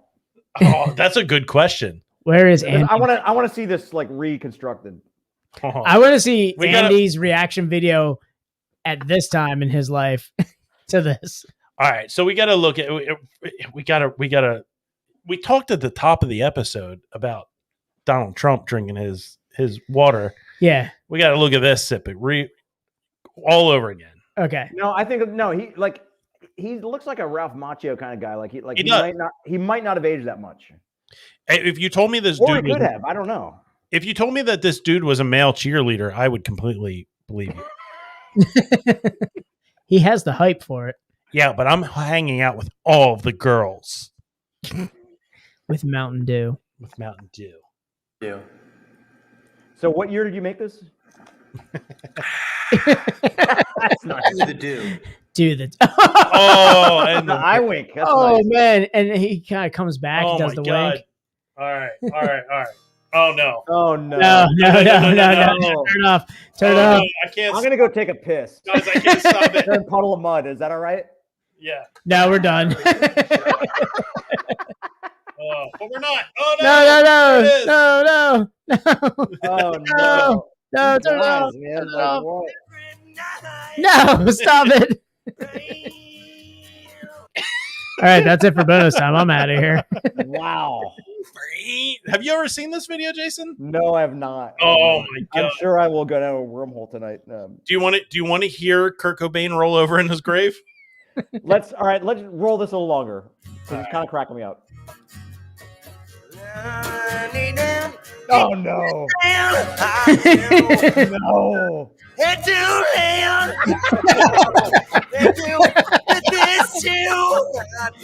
It's so bad.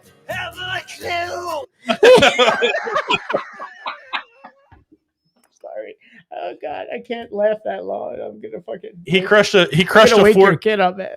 Yeah. Puddle of Mud here crushed a 4-pack of Damn Ye. and decided to do Nirvana karaoke. And This this, is a stupid decision you make when you drink this beer. He's doing this live on Sirius XM. Oh my God!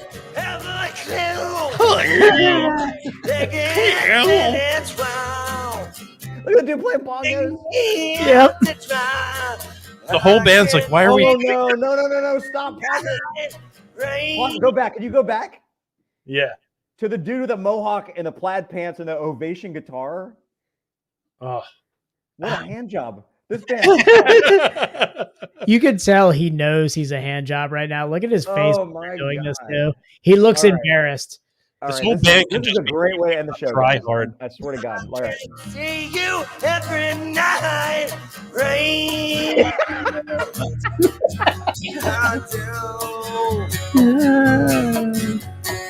Now standing in your line, I do hope you have the time.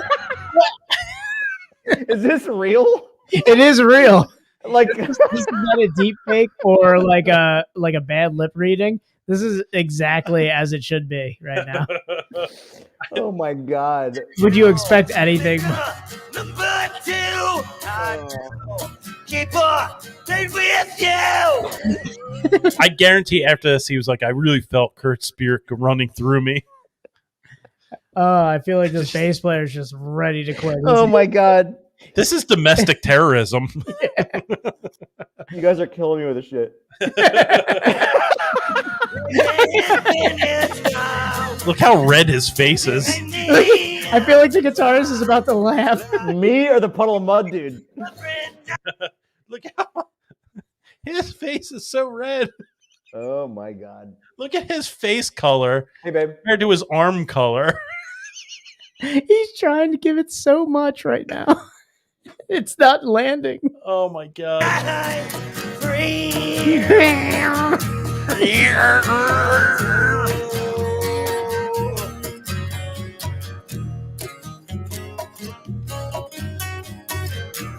Look at this dude.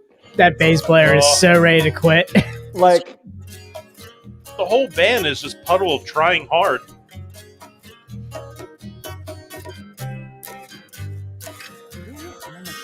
The whole band looks like every a player from every local band got together and was like, "Hey, you guys want to play together?" Yeah, It was so I feel cool. like Incubus and Three Doors Down had do a. you guys know Rigs of Dad? Yeah, I do not. I'm yeah. on. The Oh my Instagram God. Rigs of Dad. It's great. It's a Follow good. Rigs of Dad now. A No, really, I'm serious. Like, it'll, like Rigs of Dad. Rigs Yeah. of Dad. Plug it into your Instagram and do Rigs of Dad now. Oh man, I want to see if it's gonna pull up in a search on. See if I can pull it up. Oh my God. Yeah, Oh, my wife just told me to be quiet. So Oh, good God! All right, let's wrap this up. I know because we could do another 20 minutes on Rigs of Dad. I have it pulled up. I know. No, but this is I think this is a great way. It's a great way to end the show. It just doesn't stop. It's the same thing. Hold on, Tom. I'll leave you with one picture on why you should have Rigs of Dad up. Oh yeah, you got it. He looks like he's trying to force a nosebleed. Like that's how he's singing. Ah. What a horrible band. All right, here you go, Tom. All right, yeah, get me out of here. I mean, if we're gonna talk about new metal, Oh, come on now. All right. So I thought, and I'm gonna get you out of here, Jason. I promise. He has one of the best rock voices. stop it. He has one of the best rock voices. Ooh, Puddle of Mud. No. David Disturbed. Draymond or whatever. Disturbed. Yeah. One of the best rock voices that was put in the wrong body. Like his voice is great.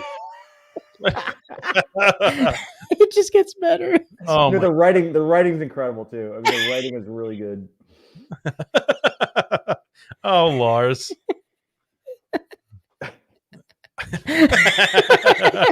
Matt Loaf. Well, Tom, you're welcome. Thank you. All right. Yeah, I'm looking forward to not sleeping tonight. Yeah, just This I'll read rabbit it. hole. Oh Yeah. my god. This looks like Bev and that remember the karaoke YouTube we listened to? Yeah. Dude, Oh my god. we'll send you new metal karate later. Yeah. All right, let's get Jason out of here. Okay. Yeah. Oh my god. I used to work for Ibanez. Did you know that? Even you were so wait, hold on. It's in Ben Salem. Oh. Yeah. Hoshino USA. It's Tama drums and Ibanez guitars. I worked for like 10 years. Oh wow. I was a drum buyer. Anyways, I'll leave you with that. Yeah. This is gonna spin off to another. I know. We're just gonna go on for another I know we can. Yeah. we'll be up 3 for hours here. All right, let's end this broadcast. Guys, thank you. Guys, thank you so much. around. This was rad. It was fun. Yeah, thank you, Jason. We Cool. really appreciate it. Absolutely, man. It was fun. All right, guys, we'll see you next week. Okay. Good night. All right, we are ending We're ending the broadcast.